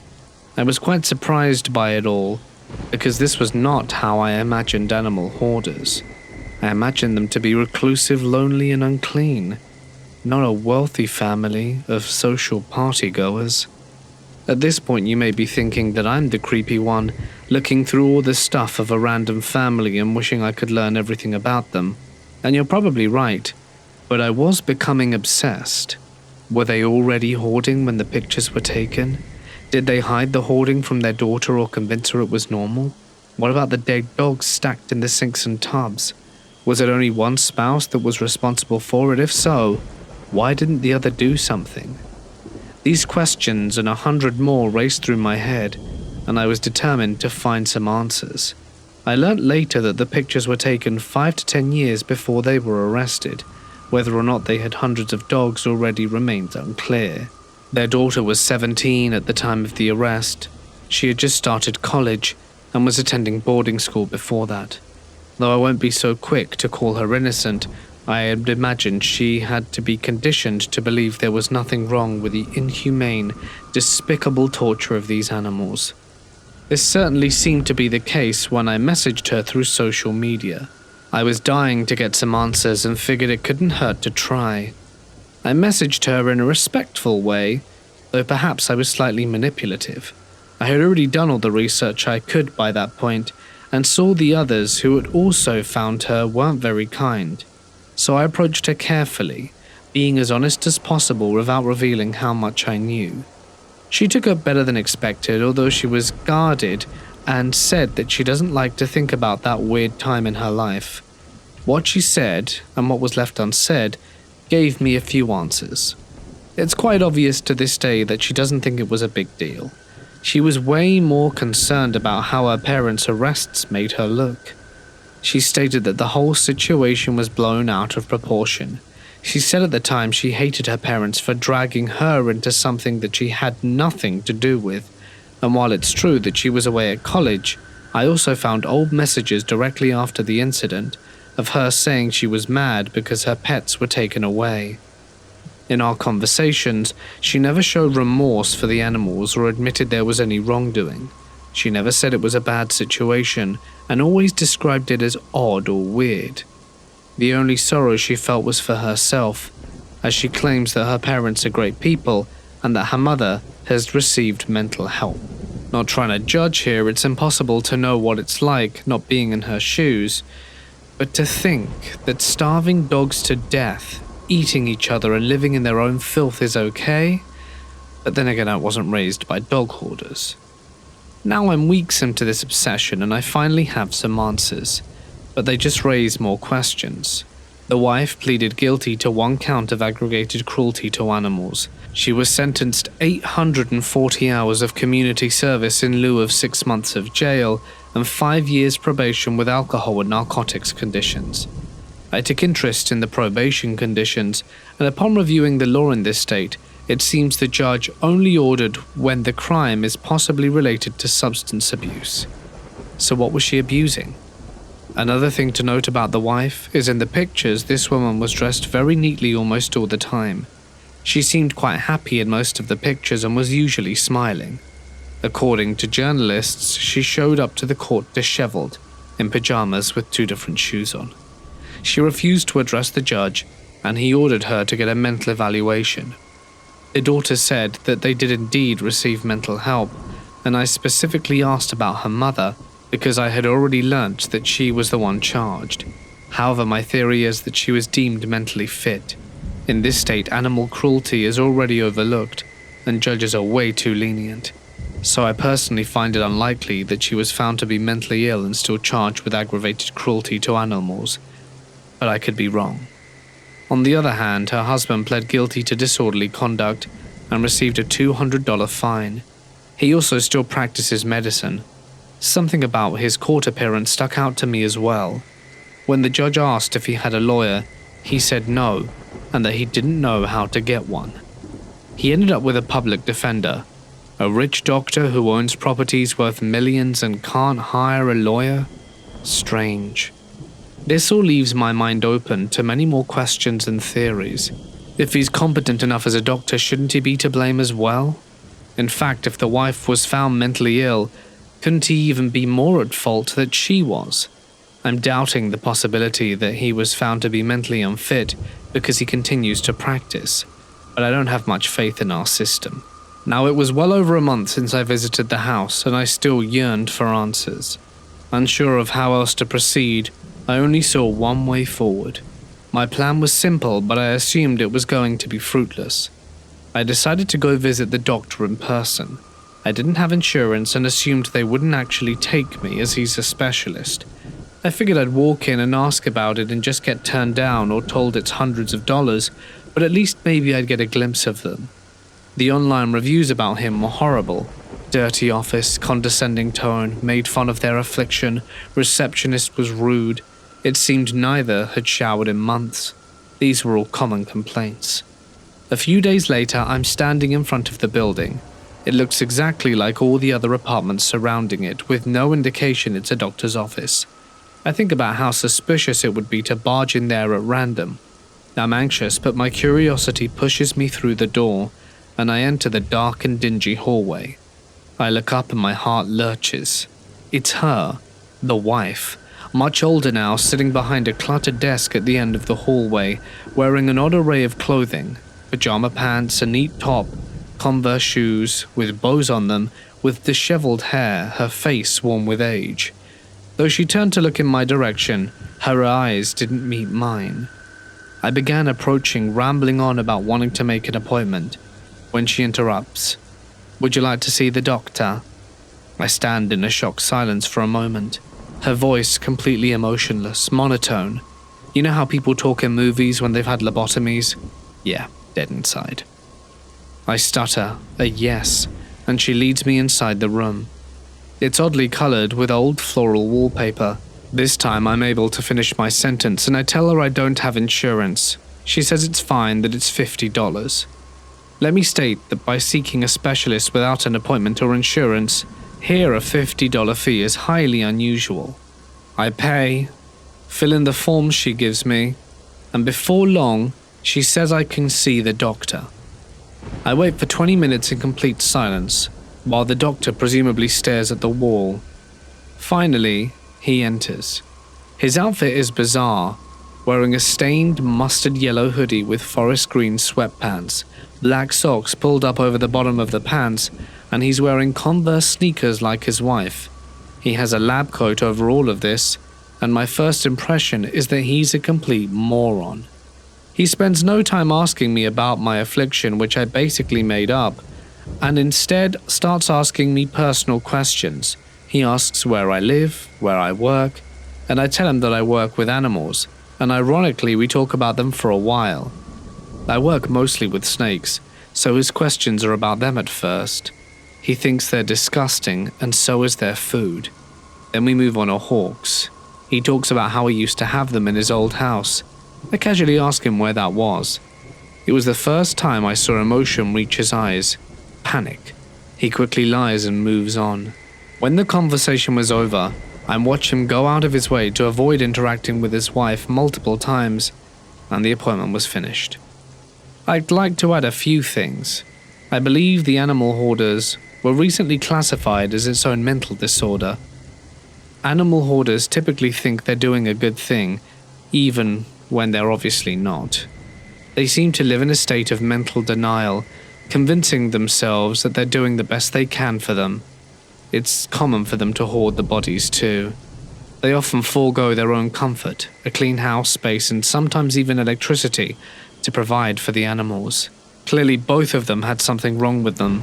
The husband was an imbecile, and he was either on drugs, drunk, or had a condition. I'm not sure who would ever go to him for actual health issues.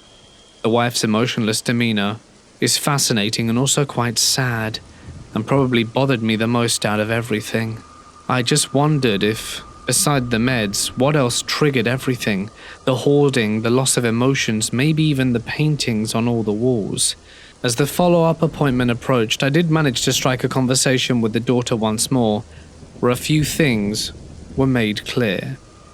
The wife was living a relatively normal social life until disaster struck. Her brother OD'd and died. Within 2 months of that, both her healthy parents died too. They died of heartbreak, apparently. The woman had lost her entire family in a very short period of time, and she began hoarding animals to fill the void. I'm guessing the dogs were never fixed as they kept having puppies. It seems this kind of emotional trauma is common in animal hoarders. But the daughter still claimed it was blown out of proportion, that she was disgusted and stayed out of the situation as much as possible, and that she was angry and didn't talk to them for a while after their arrests.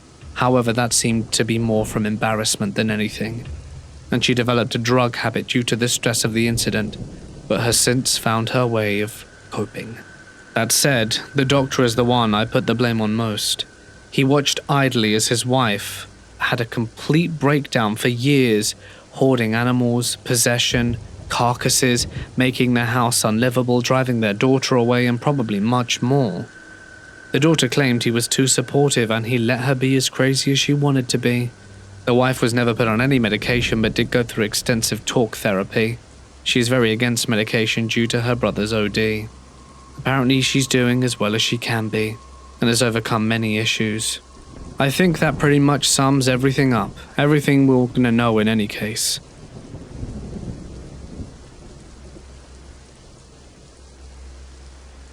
My parents divorced when I was young.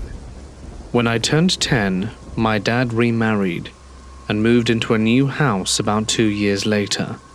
He moved on really quick. His new house was a rancher built in the late 70s in a quiet court. I moved in with my dad and stepmom when I was 18, so my stepmom and dad had been there for a few years without me, and I didn't experience anything. My sister, 6 years younger, would stay with us twice a week and every other weekend. We both had our own rooms, and the house was set up like a regular household. Everyone had their own room. There was a sitting room with a finished basement, numerous pictures of everyone on the walls throughout the house. My dad and stepmom did a great job of trying to make our two-family life feel normal. And this is when things get weird. My room and my sister's room shared a wall. Our closets were back to back. The last week of each month, usually when my sister was staying with us, there would be loud scratching going up and down our shared wall. Deep. It got to the point where I could tell when it was going to happen. It would start at what sounded like in the wall in the basement below our rooms, and work its way up to our floor, moving back and forth on the shared wall in our closet. The basement was an area I would stay and hang out in the most. I was a waiter at the time and would come home late after finishing a shift in our side door, entering the basement to not wake up my dad or stepmom. I could never sleep down there, ever, and would always get an uneasy feeling being down there for more than an hour.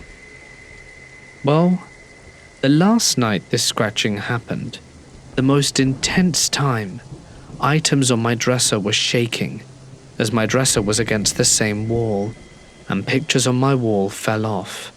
My 2 guitars were hanging on the wall and they fell right off in front of my door, almost landing in front of it as if to block me from leaving. I got out my rosary and began praying right away, and after doing that I felt less scared. I turned on the TV and the nightlight and fell asleep. My sister was a heavy sleeper like I was, and was never woken up by this. After her weekend visit was over, she went back to my mum's house where she officially lived. My mum messaged me a few days later saying she was acting different, and her laugh and sometimes her voice were too.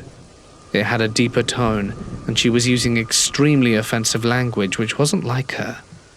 The very next week, my sister was admitted to a mental institution for threatening to harm herself. My stepmom is an atheist, and my dad is somewhat of a non-believer. But my mum is very religious and spiritual like I am. I've always been somewhat sensitive to experiences, but this was the only super negative experience like this. 11 years later, my sister has gone through a wide variety of therapists and been on different medicines to help her mental state. She's becoming more and more like her old self. I know certain things like to pry on the weak-minded. At the time she was 13, going through a split household, puberty and about to start high school. And I'm not sure if what happened was demonic or simply just an overwhelm of emotion, etc. In 2007, I was 11, and my mum moved us to a small town near our family's reservation. The part of town where we lived was built on old indigenous burial grounds. It was me, my mum, 2 younger siblings, and a cousin a couple of years older than me. We always heard things, people saying our names, stuff being moved, stuff seen out of the corner of your eye. But being so young, it slipped our minds easy. What didn't slip our minds was the uneasiness we all felt. All of us constantly felt watched. We were never truly alone in that house. If we had to be, we'd hang around outside instead of staying in there alone. One day we were messing around with my mum, and she was chasing us around the house. We ran upstairs into her bedroom and locked the door. Mum banged on the door saying, "Open it up, I'm gonna get you." Then all of a sudden she started banging. "Let me in right now, open right up, oh my god, right now!" So we did, and she ran in and locked the door. My mum was so pale and looked like hell, and after calming down she told us that after banging on the door, she had turned to go downstairs. When she looked down, there was a man with long dark hair and a top hat, peeking his head around the corner at the bottom of the stairs. The man stepped out dressed in all black, and looked as if he was going to come up, so she started banging and yelling for us to open up. Another time in the same house, my cousin was napping, so I crawled in with her as the big spoon. There was a small TV facing her bed and I was dozing off when I felt something hit me. When I looked, there was a fist-sized indent on the blanket. In the summer of 2007, a woman was brutally murdered. My grandma was friends with the cops, so she told my mum right in front of us kids all the horrible details. We lived about 3 to 4 houses down from the woman, and we'd all hung out with her the night it happened. For days we would walk by and see blood all over the windows. A couple of weeks later, we were walking by the house and saw that poor woman in her window. My cousin and I started running because we knew what she looked like and knew what had happened. We got so scared, obviously. Thankfully, we moved out that summer. This happened several times at this point, and started 16 months ago when I was cleaning my house around midnight. My husband, who was my boyfriend at the time, worked nights, so I just adjusted to his schedule. I usually kept the blinds open during the day and would go around closing them at night while I tidied up before bed. Our rooms were the last stop on the first night this happened. The curtains and blinds were open as I was sweeping the floor when I felt the sensation of being watched. I looked around me when my eyes focused on this silver sedan parked outside my house, mostly in the grass on my front lawn. Now for context, my bedroom window is about 50 yards from the road in front of my house. It's a small front yard in a pretty densely populated neighborhood. I saw the car before I saw them. I'm not sure, but there was clearly someone sitting in the driver's seat of the car and another person standing about 5 yards from my window, clearly staring at me. The only reason I could see this is because the moon was fairly bright that night. I shrieked and dropped to the floor and crawled to the light switch to turn it off so I couldn't be seen, and called my husband to ask him what I should do. Call the cops? Duh. I did. Of course, by the time they got there, the car was gone. They asked if I could see my security footage, but the footage from the section of time was just gone also. It skipped over the few minutes that they would have been outside. This has happened several times since, and I've completely given up on calling the police, as I feel as if I'm going crazy. I have no proof that this happened, but I would like to get some opinions as to what they may be doing. In the past 16 months, it's happened about 10 times. Sometimes the person is standing in the yard, sometimes they aren't. The car has been different every single time, but the light is always on inside the cabin of the vehicle. But when I go to look, the people inside are never looking where I can see their faces. I'll run to grab my phone to call someone or take a picture, but they'll already be gone. I was 6 years old when my family of 6 moved into the Brown House. As kids, we always named our houses by color or location. It was easier, we moved a lot. The house seemed perfect at first. All 4 of us kids got our own rooms, we lived near friends and were walking distance to school. My older sister had a room that had a specific spot where the ceiling came down at a weird angle and had a small crack in it. My room was at the end of the hallway and was huge. 2 sides of the room had crawl space cupboards big enough for some extra storage and for me and my younger brother to play in. However, it had a closet as well. In that closet, on one of the walls, was a crayon scribble drawing of a monster. That's what we thought anyway. The whole house had some eerie vibe to it, but not so much you'd notice it all the time. One day my brother and I were playing hide and seek in my room, and he ended up having a seizure in the closet with the monster, his first one, and to this day I believe the only one he had at this house. Sometime later, my brother and I snuck into my older sister's room. She had a computer and we wanted to play Oregon Trail. Yes, black screen green animation, that's how old I am. And we got a weird feeling. We both looked at the crack in her wall and decided somehow that there were people living in that crack, and that we should write notes to place them and push them through the wall. Yeah, weird, right? A 5 and 6-year-old scribbling on paper and thinking people live in the wall. But we kept this up the entire time we lived there. Once, my brother and I were playing in the crawl space cupboard thing, playing with our new imaginary friends, and once we came out of there, our hands, and only our hands, were covered in blue ink. So these friends we dubbed the Blue People. Now onto the scary thing. One night I had been sleeping in my room, and I remember waking up suddenly because I heard something. I sat upright in bed for a few minutes looking around and didn't see anything. But then out of the corner of my eye I see something move. I looked directly at the closet. Something was there. Something. Slowly, a black shadow on the ground started to appear at the base of the closet door, and after a few seconds I realized what it was. A hand. Black as night. A few seconds later it started to come out even more, as an arm. And as soon as I saw that, the beginning of a head, I jumped out of bed and booked it downstairs to my parents' room. I was screaming that someone was in my room and crying. My dad jumped up as fast as he could, grabbed something big to bring with him. It was all a blur. Was it a huge flashlight, a bat?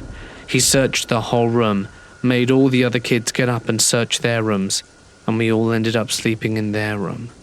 Ever since that day, I've seen a tall black figure, not all the time either, just random moments, and I feel like it's still the same one from the closet, following me. I need to tell you about Liwan Plaza in Guangzhou, China. It has long been surrounded in fear and mystery, and many Cantonese people see it as no coincidence that the cursive-like character Guang outside the plaza bears an uncanny resemblance to the word for corpse. And since 2004, about 12 people have taken their lives on sight, with some witnesses claiming that a supernatural force seemingly pushed victims over the railings. The mall's deadly curse, according to local residents, began many years ago when it was first constructed. And if you've ever watched Poltergeist, you'll know never to build on ancient burial grounds. But you wouldn't expect a bunch of real estate developers to know that, would you? Home to a Qing dynasty sacrificial chamber, inspectors failed to notice 8 empty coffins when erecting Liwan Plaza, now a large jewelry market near Shangchuan Pedestrian Street. It was unearthed during the construction, and some say the coffins were the cradle of strange noises and mysterious deaths that kept storefronts ruinously empty. To counteract the malevolence, architects made the building resemble an octagon, like the Bagua. Eventually, a Taoist priest informed landlords that the empty coffins had originally been buried to thwart evil influence. The catch was they were not to be disturbed for 1,000 years. Whoops! Since then, several accidents have been reported, most of them on the 5th floor.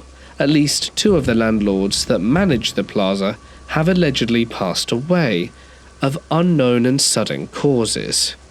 Now, despite Guangzhou's toasty climate, Chinese citizens claim it's always a few degrees cooler in the plaza itself, and just walking through the building at night brings a chilling feeling of despair.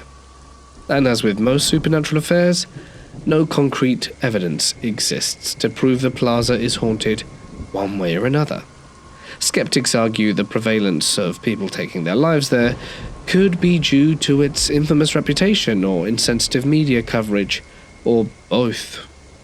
Regardless, the building's occupants now mostly consist of non-local business owners happy to make a quick buck while the silent run amok.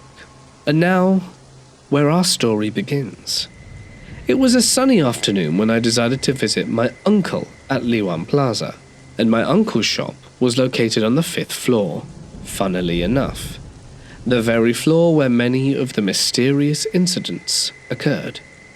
He had always kept an 8 trigram, a Taoist symbol known for warding off evil, hanging above the door. However, the nail holding it in place had started to come loose, and my uncle decided it was time to take it down and fix it. As he removed the trigram, a strange, almost palpable chill filled the air. My uncle, usually a calm and collected man, seemed to be in a trance. His eyes glazed over, and without a word, he began walking towards the stairs. I realized something was quite wrong with him. At first, I thought he was playing a practical joke of some kind, but he kept going up the stairs. That's when I realized there might actually be something wrong, so I followed him. But by the time I caught up with him, he was already at the top floor near the roof edge. He was looking down with a vacant expression. My heart pounded in my chest as I reached out to grab him. It was then that my young cousin appeared, running towards us with the 8 trigram in his hand. The moment he put it back above the door, my uncle snapped out of this weird trance. Later, as we pieced together what happened, it became clear that removing the 8 trigram had disturbed the restless spirits tied to the plaza. And from that day on, my uncle never tampered with the protective symbol again.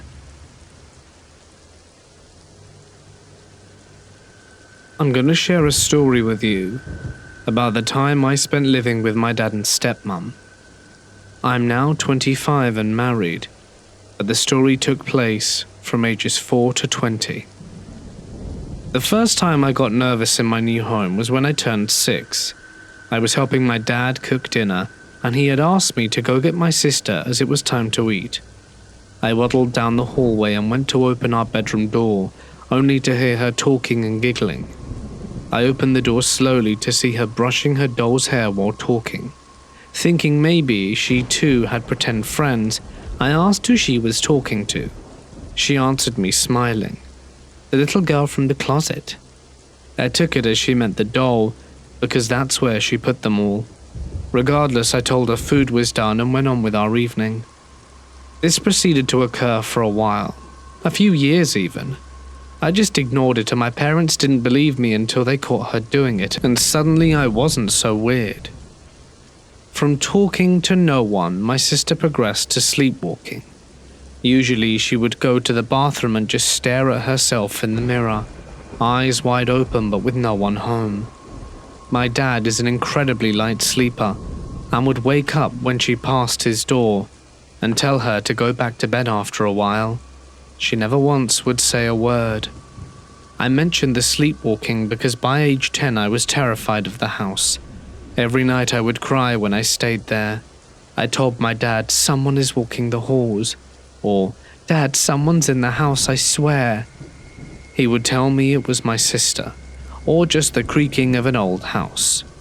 Little did I know once we moved out, he would come out to tell me he heard it too, and it scared him, as it wasn't my sister. Time passed and I moved into my brother's old room. My dad built an extra room in the basement, and my brother moved down there so he wouldn't have to be next to his annoying sisters. So when I was moving into the room, I was cleaning out anything he left, sweeping and generally cleaning what was needed. Well, I did the closet last. I opened up this tiny closet, and on the top shelf was a globe. I figured it was my brother's, so I went to ask him, and he said it wasn't. I asked my dad, and it wasn't his either. I went to my stepmom, and she said she had found it when we moved in. She had forgotten about it, not really caring at this point. I put it back. I didn't use the top shelf anyway. For a long time, only little things would happen, like being watched, giggling, footsteps following you, and a general sense of unease. Maybe an open cabinet and the offhand a door slightly swinging open. Until I was 18. I moved in for the summer because my mum was out of state at the time, and I remember one night I heard a door open as I was nearly asleep. Figuring it was my dad doing his goodnight check, I stayed in my loopy state.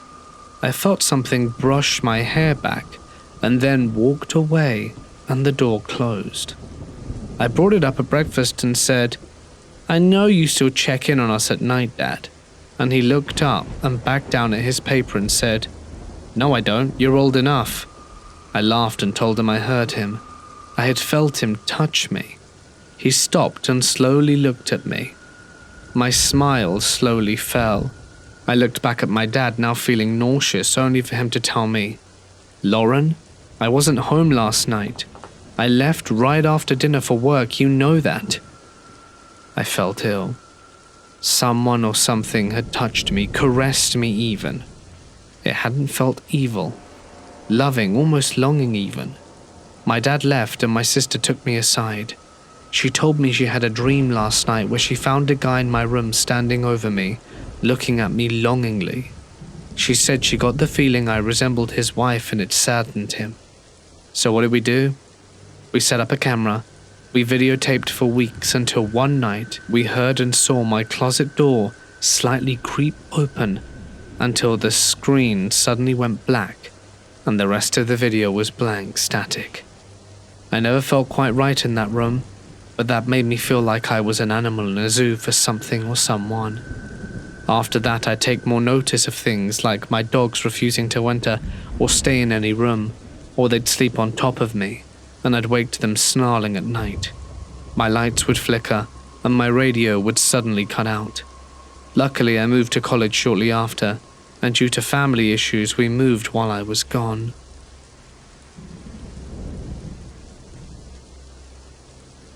This past summer, I lost my grand-aunt Helena, my maternal grandmother's sister. We traveled to Agioi, in the Peloponnesus region of Greece where my grandmother's family is from, to visit the family tomb and pay our respects. I wasn't prepared for what I felt when we arrived. The ceremony was stunning, immaculately maintained. It stretched across a low, tree-dotted hill and seemed to go on forever. At least 3 miles if you were to walk the whole thing. I found out later the oldest graves dated back to 1816, and that genuinely shocked me. But even more surprising was that it was a public cemetery. In my experience, public cemeteries in Greece are rarely so well tended. This one was peaceful in a way I can barely describe. It was blazing hot that day everywhere else, but outside the cemetery there was a perfect gentle breeze. When I visited my paternal grandmother's grave, I always sensed a coldness. The cemetery feels angry somehow, like the land is tired. The one where my maternal grandparents are buried feels different still. It felt alive in a way, like I was surrounded by family, even the ones I had never met. I felt like I was being embraced. It was like all my ancestors were there just out of sight, watching and welcoming me. As we approached the family grave, I was like, "Hi, nice to meet you all." I didn't want my parents to hear. I didn't want them to think I was being weird. But I felt like I had to say something. And that's when I felt a hand on my shoulder. Not literally, or maybe literally, I'm not sure, but it was warm. And I nearly cried. I'm blinking back tears just writing this, just like I blinked them back then. I felt like somehow someone heard me. Like someone had been waiting for me to show up and say hello. You see, I never got the chance to know my grandparents. I never met either of them. My grandmothers died before I could say goodbye, and my granduncles and grandaunts were mostly gone by the time I was old enough to form real memories. I was 5 or 6 the last time I saw any of them, and the last of them passed away when I was 10. I wasn't even allowed to attend the funeral. I used to carry that grief like a stone in my chest. I would dream of them often, dream of old Athenian coffee shops from the 50s, of my great-grandfather's workshop, of family homes I never got to grow up in. I'd wake up from those dreams with a kind of longing. But standing there in the sun, something shifted. I didn't want to leave the cemetery, but as we walked away, I felt lighter and happier, like I'd finally made peace with something I didn't realize I was still grieving. I felt like they knew me, like they always had, and despite the tangled histories and complicated family ties, they loved me anyway, that they welcomed me. And that was the most peaceful experience I have ever had in a cemetery, and just really wanted to share it. 7 years ago, I lived in a 2-story farmhouse. It was built in 1908 and was both large and old. I was packing clothes and putting them in a small, unused bedroom. I was wearing my MP3 player, and the last time I checked, it showed 3/4 battery. I was on my 4th or so trip and was hauling a load of shirts on a hanger, when it occurred to me the closet was empty too. Perfect, I'll just hang them back in there. This closet was almost a second room. It had a short, glossy wooden floor. The area was thrice as long as wide. The hardwood floors, the lacquer still smelled, even though I'm sure it was fresh 100 years ago. And I ducked fully inside and thought, this is a weird little place to be. Suddenly, the music doubled in volume and changed to something that wasn't music. It was like rapid nonsense, fast electronic babbling, and it scared the hell out of me. I flew straight out, and my player was dead. I'm a pretty rational guy. That MP3 player would sometimes show more battery life than it actually had. It had done that before, and maybe the sounds were some sort of malfunction before shutting down. I don't really believe in ghosts, but I'm telling you, it shocked and frightened me to the core. My skin felt electric for an hour, and I never felt comfortable in that room again.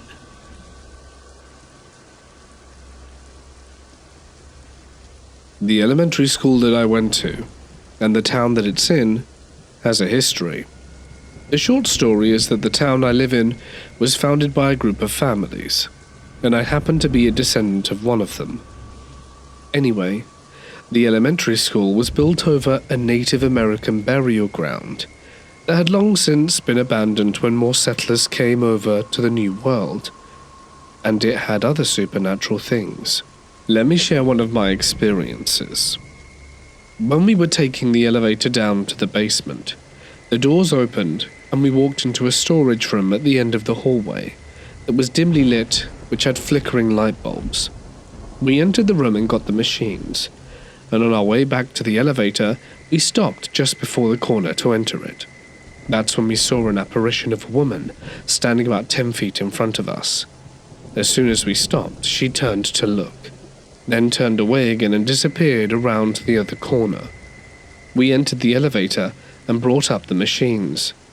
Before the door opened for the first floor, we looked at each other and tried to talk about what happened, but we were honestly unsure what to say. Another encounter I had in the school, for context, was when I was in 6th grade and was in the library for an after-school program with a few other kids, a teacher and the librarian. I was sitting between stacks of books reading one, which happened to be about ghosts and the supernatural, when I heard a knock on the wall behind me, which was a wall of cinder blocks. Then a book on the opposite end of where I was sitting fell off the shelf, and I saw a shadow walking between the shelves and vanish. When I got up and looked, there was nothing there. There are other ghost stories about that school, and there have been encounters, but they aren't mine to share. Point is, since they built the school on an Indian burial ground, I'm not surprised that spooky stuff happens. I'm a high school student, and this started in October of 2022 on a Jewish holiday called Yom Kippur, which translates to Day of Repentance. On that day, I went to the town square and just chilled there, met some new people and spoke. And being bored, I chose to go along with my peers in the hopes of meeting someone new. That's when I met a girl called Emma. I met her through mutual friends. She went to a different school in a different town and often doesn't come near mine, as her parents are divorced and her mum has custody of her in her own town, while her dad lives in the same town as me. We spoke a bit. She was shy and socially awkward, and I made up some stuff about my parents wanting me home as it was getting late. Before I left, she asked for my Instagram. I'm fairly active on social media, mostly posting comedic stories, just low-effort jokes that people seem to like. I've noticed that she always views my stories first. Coincidence? Perhaps. But it seems to be seconds after I post them, which I suspect maybe she had notifications on for, but maybe that was just my ego. She responded to a lot of them. She texted in a flirty way, and a lot of heart emojis, and things which were flirty. I got a bit of a creepy vibe when she started sending dirty texts, but I assumed she was just joking. Around December was the first time she tried to meet up with me. She persuaded me, but I didn't crack under peer pressure, so I just kept up with some excuses. Around mid-January, she started texting me on WhatsApp. I never gave her my number, but it was safe to assume one of our mutual friends gave it to her. A bit creepy, but whatever. There were a few phone calls that I missed because I was busy, and she kept texting me inappropriate jokes and I started to ignore her, usually just replying one-word answers. That's when she got angry, but I just hoped shutting her out would be the best way to move forward and to give her a hint. But in February she crossed a line. Out of the blue she texted me the name of my street and a number to try and throw her off my tail. I just responded with a question mark. She followed up by telling me, "That's where you live, isn't it? Your mate told me, isn't it?" Being freaked out, I left her on red, hoping everything would go away. In the meantime, I tried figuring out how she got the address. I did some online digging, and it was the address that showed after searching for my father's full name, one I'd never told her. She messaged me again a few days later, asking me to let her come over.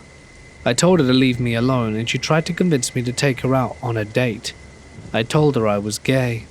She called me every homophobic slur in the book, some of which I'd never even heard.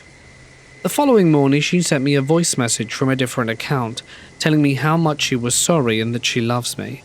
I told her again that I was gay, and that I'm just not interested. Then silence. Have I reached peace at last? It's been a few days without hearing from her, and all was good, and I quickly forgot of her existence. But around a week after the whole ordeal, my mum was supposed to drive me to school. But when we got in the car, I noticed a tire was punctured. I had a bad feeling about it. In hindsight, I realized that my dog barked maniacally the night before, but I assumed it was just me being delusional and one of those coincidences. Over the next few days, I had that sinking feeling that something was wrong, like I was being watched, every time I was following a routine like going to the gym or walking the dog.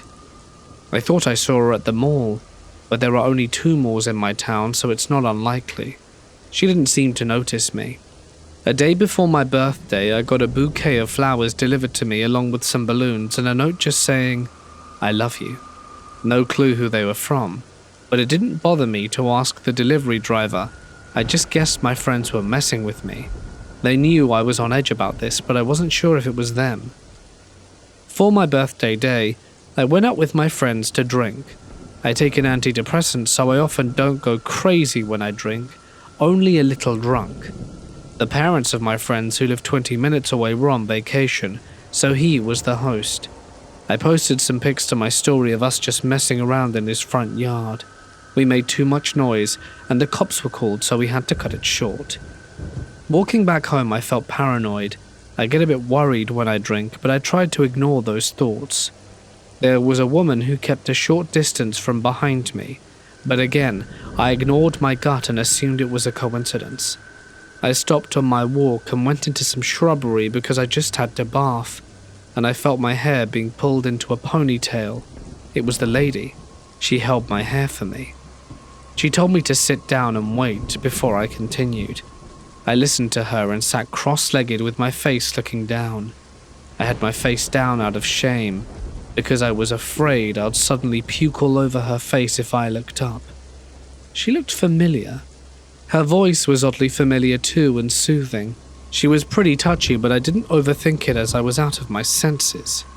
That's when she began slowly moving her hand towards my pants and genitals, and I finally told her to stop. I looked her in the face to try and stop her when suddenly, as you probably would have guessed, it was Emma. I tried to get up, but I couldn't. I was too dizzy. She went to grab my shoulder, but I slapped her hand away and told her to leave me alone. She put her hand under my chin, and that was it. I don't remember why, but I reflexively punched her. It was just a weak punch, but a punch is a punch. She backed off, and I apologized and stumbled away, and I cried on the walk home. I am a pacifist and strictly anti-violence, and I never punched another person. It's against my moral code to punch a woman, but I still felt guilty. I got a message from an unknown number telling me I'm a dead man, but since then, nothing happened. But I'm still paranoid, guilty, and disgusted with myself. I haven't heard from her for 3 months, and honestly I'd like to keep it that way.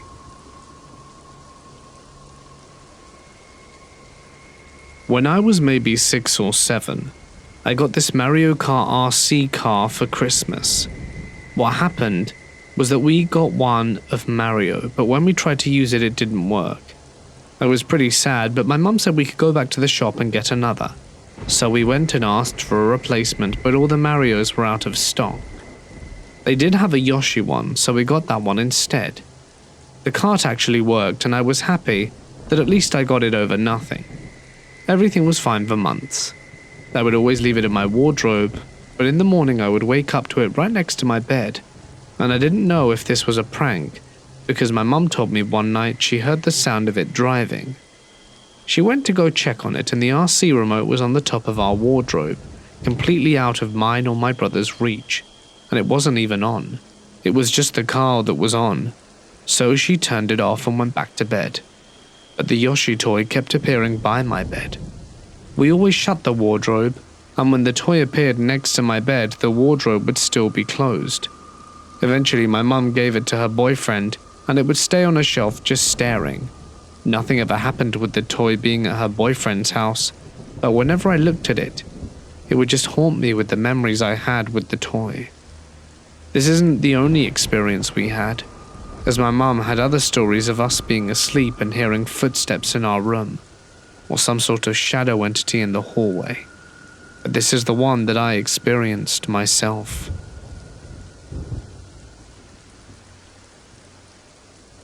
For context, I live in a very rural area in the midwestern part of the United States, about 20 minutes away from the nearest town, and about 6 minutes from the nearest township.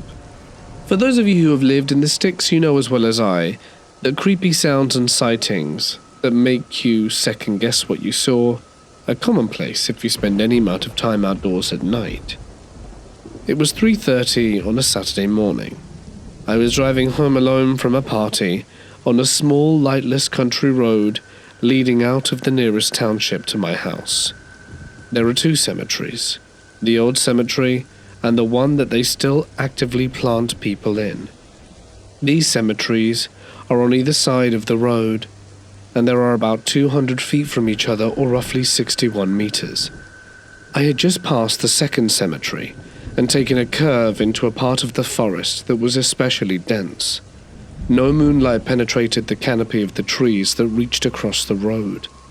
I slowed down in case a deer decided to jump out in front of me, as was frequent in that area. That's when I saw it. There was a large dark mass in the middle of the road.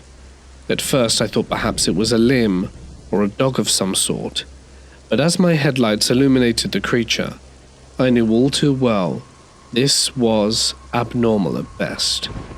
There, standing in the road, was a large black bird, the size of a vulture, but it had no head.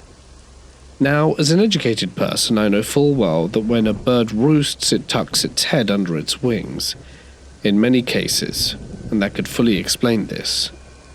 That was what logic and reason would tell you, although I've never known a bird to roost on the ground, let alone in the middle of a busy road. I stopped my Jeep about 10 yards from the bird, with my headlights illuminating it. I sat and pondered the situation for a moment, and honked to see if it would startle it into flying away, but it didn't stir. I sat there for a moment longer, and this horrible sense of dread filled my soul. I then decided to drive carefully around the sleeping bird. I stopped and rolled down my window and shone a light down on it to get a better look up close. Instead of finding its head, I looked down at the bloody gullet of a decapitated specimen. From there, I admit my terror was real, and I made haste in leaving this unsavory omen behind. The next morning, the bird was gone without a trace, not a drop of blood to be seen. I wonder what it was. When I was around 18 years old, I was asleep when I was startled awake by a very loud high-pitched screeching, like a 5-year-old girl shrieking at the top of her lungs. The way my room was oriented had the top of my head facing my closet, which was always open, and I sleep in pitch darkness and silence. Immediately I jumped out of my bed, laying on my side, and I wound up in like a push-up position and moved my eyes to where the sound came from, which had me staring straight into my open closet. I stayed frozen for a few seconds, asking myself what in the world was that. I must have dreamt it. It sounded real, though. I guess it was one of those halfway, half-dream things. I had moments in the past where I'm half asleep and would hear my name or family members' voices say something and startle me, but it had always been during that half-sleep and starting to dream but still aware of your surroundings state you can sometimes be in. But this was different. This got my adrenaline pumping, so I was wide awake and shook, but I had to work the next day, so I calmed myself down and told myself I needed to sleep. Not 10 seconds into calming myself and closing my eyes, it happened again, exactly the same. A super loud, high-pitched scream, like a 5-year-old shrieking bloody murder at the top of her lungs. This time, though, I'm not anywhere near asleep. I had just settled back down. There was no way I was dreaming or hallucinating. In that moment, I unlocked my superpower. Turns out I'm able to move at the speed of light, as I was out of bed, through the closed door and down the hallway so fast my feet didn't touch the ground. Out of the bedroom, down the hall, and straight to my mum's, where I tell her that there's something in my closet. I'm a grown adult man, running into my parents' room in the middle of the night in nothing but boxers, shouting there's something in my room. My mum and I went back to the room and looked all around the inside of the closet, but there was nothing. And I would sleep with my bedroom door open and the hallway light on for a solid week after. I was working with my older brother at the time, so the next day at work I asked him what kind of animal would make a loud noise like a little girl screaming. He apparently thought I was telling a joke, because his reaction to the swing in his gaze over me made him shout, "An ostrich," followed by holding a big grin on his face in anticipation of the answer. My response? Then there was an ostrich trapped in my room last night in the closet. Then I told him what happened, which would prove to be a mistake, as I spent the next month getting hazed by him and other construction workers about the little girl tied up in my closet. It never happened again, but freaks me out every time I think of it. I told this story to various people over the years and no one has ever come up with a good explanation. I'll start off by saying this isn't my story. It belongs to my grandpa. He passed away a few years ago, but he was an extraordinary man, and I still believe he watches over us all. I lived in Germany for a few years as my dad's in the military. On the day we moved into our house, I looked out of my window and saw a funeral taking place. It was at that moment we realized there was a large cemetery at the end of our garden. I had some spooky experiences at that house, which I will get around to talking about. But my granddad takes the cake with his stories. See, my granddad was a psychic, and whether you believe in them or not, my granddad saw and heard and knew things that living people didn't. On one occasion, my mother was sitting downstairs having breakfast, and my grandpa joined her. "Sleep well?" she asked him, or something along those lines. He responds with, "No." This obviously worried my mother at the time because my grandpa wasn't sleeping well. They wouldn't stop talking all night, all of them. I couldn't understand what they were saying. My mum was really concerned. She probably thought it was me and my brother messing around. She asked him who or what was keeping him awake during the night, probably expecting him to say me or my brother. But he pointed out the patio doors of the graveyard that was a few meters from the house. It was then my mum realized it wasn't the living keeping him awake, but the ghosts in the graveyard, and the reason he couldn't understand what they were saying was because they were speaking German.